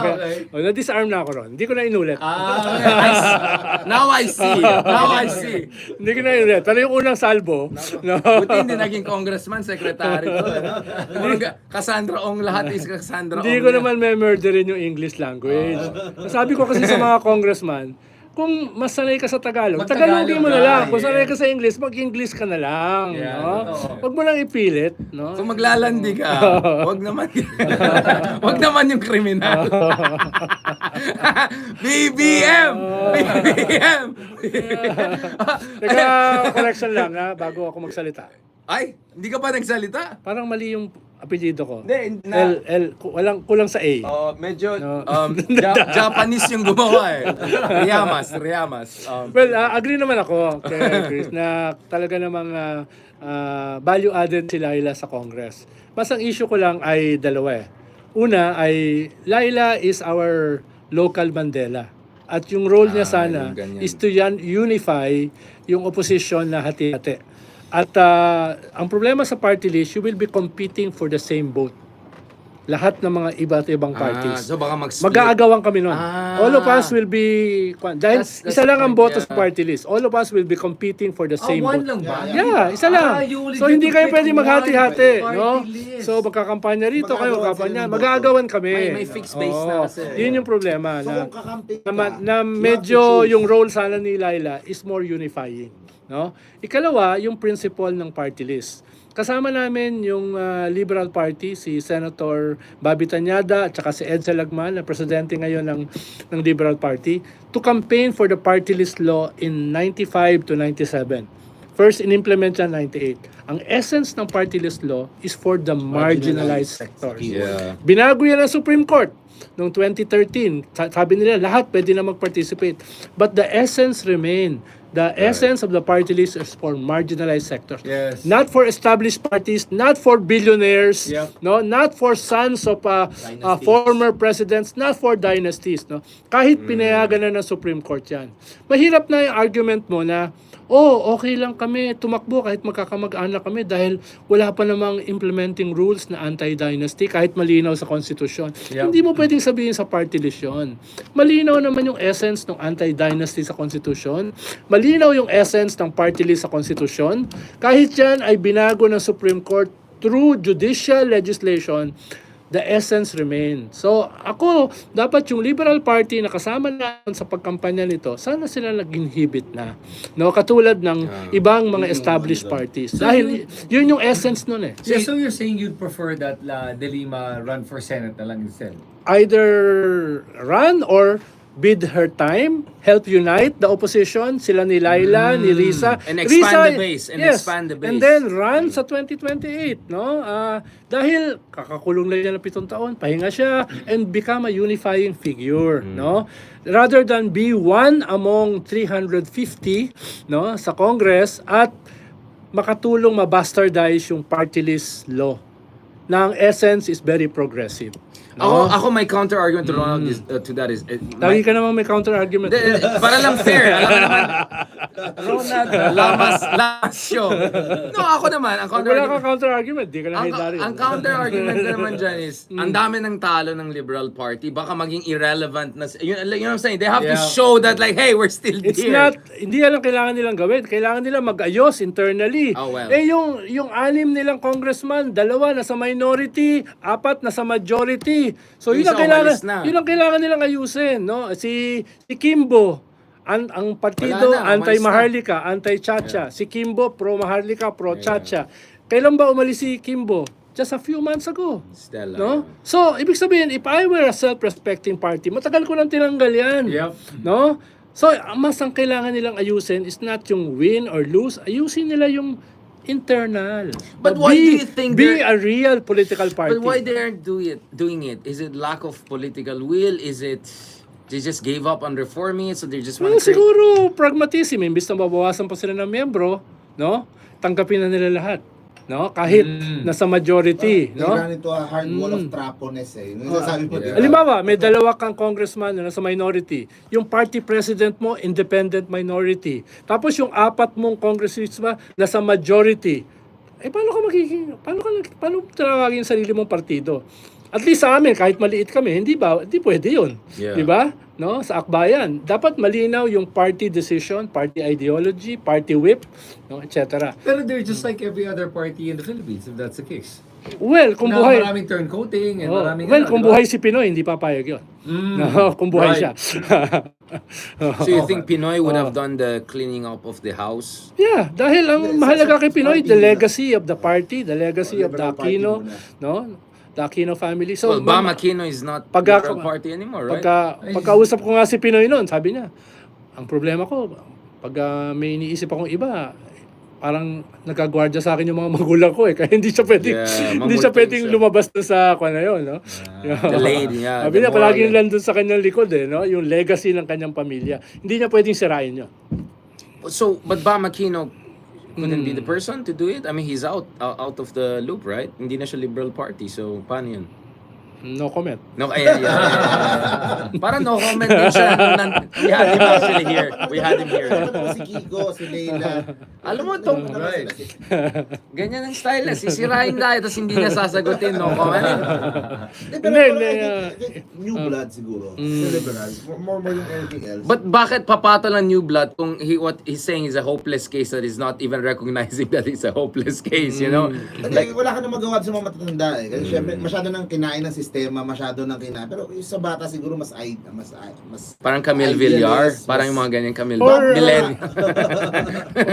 Or Kiko D. Kiko Aquino D. Yan yung bagong generation eh. Sa bagay. Ay, Yung prof sa UP, yung prof sa UP na mabait. anak ni Biel Aquino. Medyo mabait. Yun. Hindi pa kinakain ng sistema. Parang tayo, mabait, no? Yan, no? They say. Si Bam has to survive eh. Yeah. Yun yung Yun yung kanyang kan. Pero, hindi na rin siya Liberal Party. Yeah. Yun nga like what's going on there? But at least nag-pink siya, he listened to our advice. Oh, pinalitan na niya yung kanyang damit. Oh. Tsaka tawag ko na sa kanya, Hindi na Buff puti. Aquino. Kasi medyo, di ba, medyo, hindi na siya Bam Aquino, Buff Aquino na siya. Medyo, I think he liked it. It's like, Buff Aquino, looking great. You know, Pero di ba at the same time naman, maraming mga kandidato din from the other parties, party of Digong, maraming hindi na, is Bato even part of that party or did he go PDP independent na rin? No, PDP Diba? pa rin. Sila. PDP pa rin. PDP pa rin. Oh, si Francis Tolentino ang umalis. Oh yun, Franz Oh. Tolentino. Tapos sino pa? Pero karamihan parang... Sila na lang din yan. Oh, Mismo wala, yung nag-break na yung mismo party yung eh. presidente ng PDP, si Pepito Alvarez, umalis na. Oh. Yung SecGen, ano ba yun? Yung dating Transco. yung dati. Si Melvin Matibag, yeah, yun yung mga unang tumalon, no? Last year pa yon, no? Tumalon na yon, no? Nag-file pa ng disbarment kay Harry Roque, no? Doon sa kwan. Pero sabi ko sa kanya, hindi ka pa rin na-absuelto doon sa 6 na taong ka na PDP laban. At least as far as I'm concerned, no? Sabi ko Pero si Tolentino, Mr. West Philippines na siya ngayon. Mr. Tolentino, Francis Ronald Llamas of